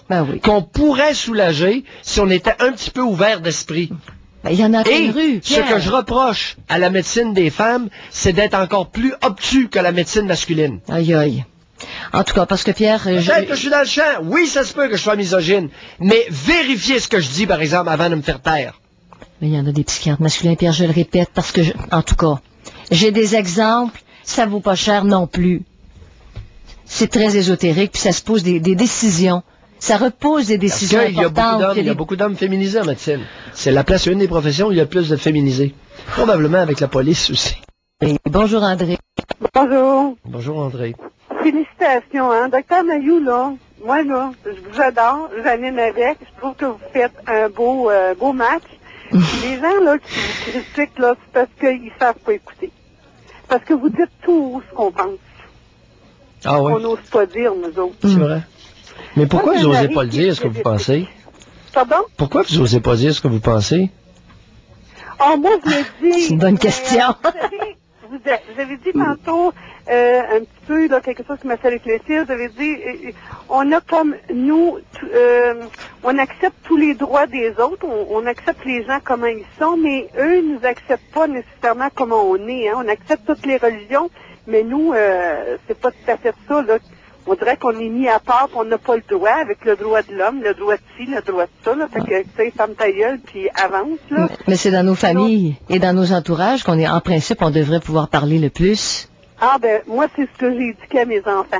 Parlez, puis dites ce que vous pensez, puis allez de l'avant, parce que sinon, vous allez toujours rester dans votre coin, puis vous avancerez jamais.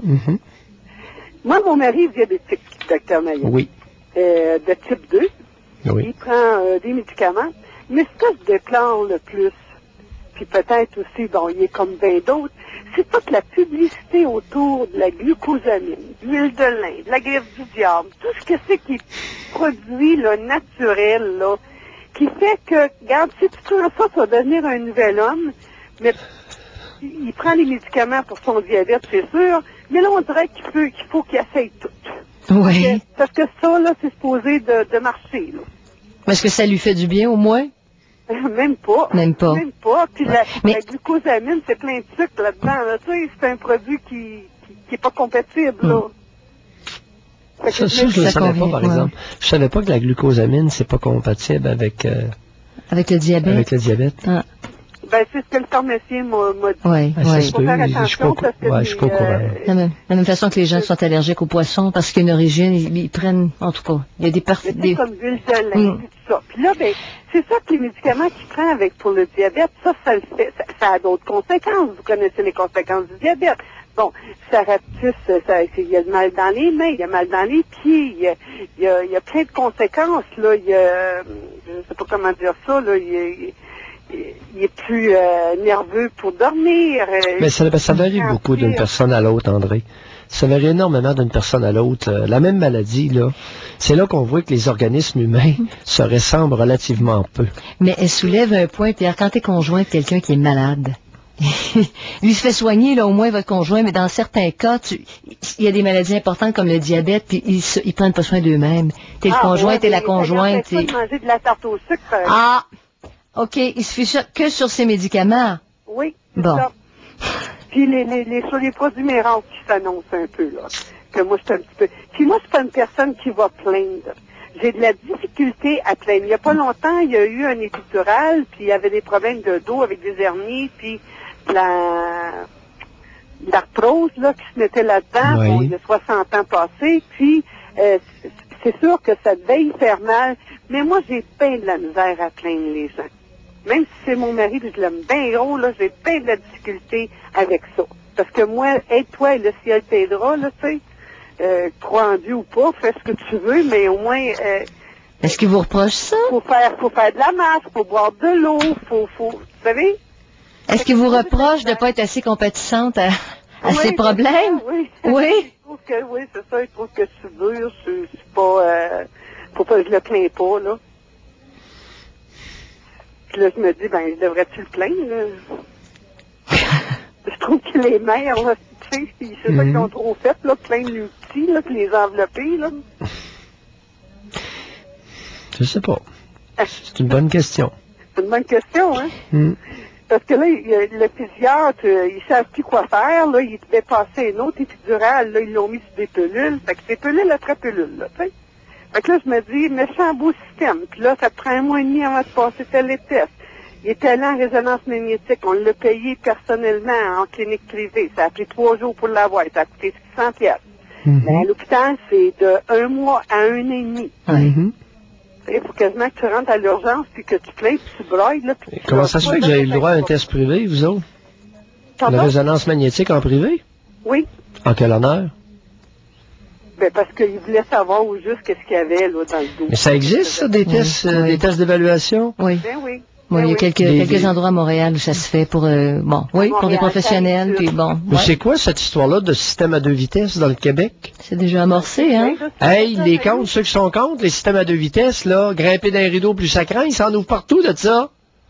Capoter un peu. C'est des médecins qui se désaffilient, ça, André? Ben non, même pas. Ben non. Parce qu'une première vague, c'était ça. On était chanceux. Moi, j'ai des assurances qui ont couvert ça, là.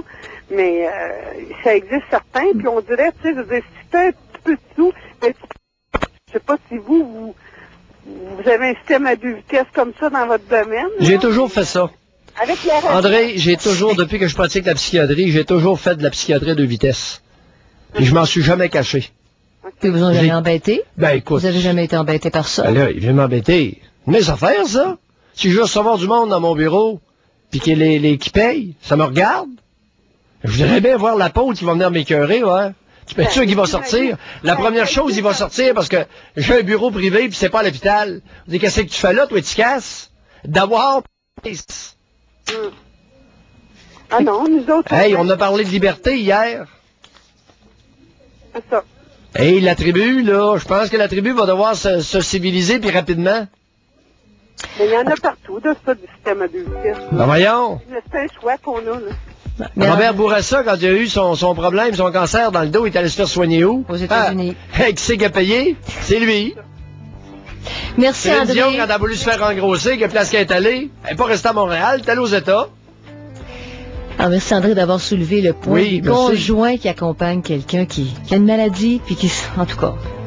Ouais, le système à 2 vitesses, bravo. Ouais. De retour au Doc Mayou. Retrouvons le psychiatre Pierre Mayou et notre animatrice Janine Ross. Alors, on complète l'émission en compagnie de Francine. Puis Pierre, juste avant, une petite minute. Est-ce qu'il y a toujours, Pierre, de l'autodestruction en fond, de mauvaises habitudes de vie? Parce que il y a toutes sortes d'études, on parle ici de nouvelles recherches, là, la forte consommation d'alcool nuit au développement du cerveau. On dit que chez les jeunes, ça pourrait être dramatique. On sait que le cerveau arrive à maturité vers 25 ans. Hein?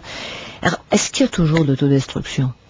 Tu veux dire? La coke, l'alcool, tu sais que c'est mauvais, t'es malade pendant 3 jours après avoir consommé, mais tu continues. Ben, c'est pas des aliments, ce sont des produits toxiques. Ça, c'est des produits toxiques. Ben oui, c'est pas des aliments. Bon, alors avec les aliments, l'autodestruction sera-t-elle plus loin? Est-ce que tu continues de manger, tu prends énormément de poids, puis tu freines pas ça? Peut détruire, il y a beaucoup, c'est ça. Il y a ça un petit peu? Oui, il y a beaucoup d'autodestruction, il y a beaucoup de comportements autodestructeurs. Soit à court terme, à moyen terme ou à long terme. Oui. Alors, mais il faut débusquer les raisons. Il faut savoir. Il faut finir par comprendre, sinon on persiste. Francine, bonjour, madame. Oui, bonjour. Bonjour, Francine. Moi, je vous appelle parce que je dois subir une opération pour les cataractes. Oui. Puis ça, c'est gelé.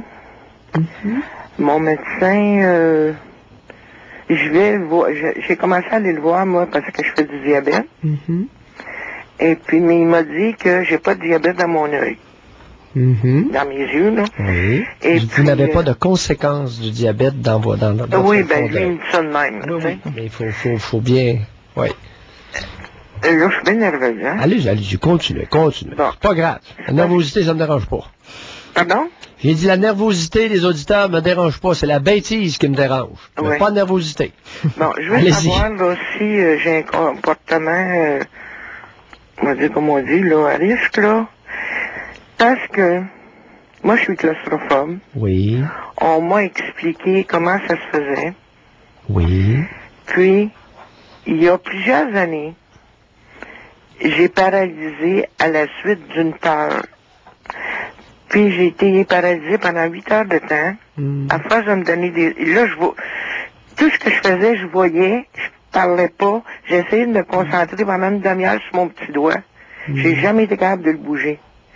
À force de me donner des injections, de quoi, je ne sais pas, mais je suis revenu. Puis là, le médecin, qui me connaissait, il m'a pris par les épaules, puis il m'a dit de plus me trouver dans des situations de même, parce que c'était la faute de mon ex.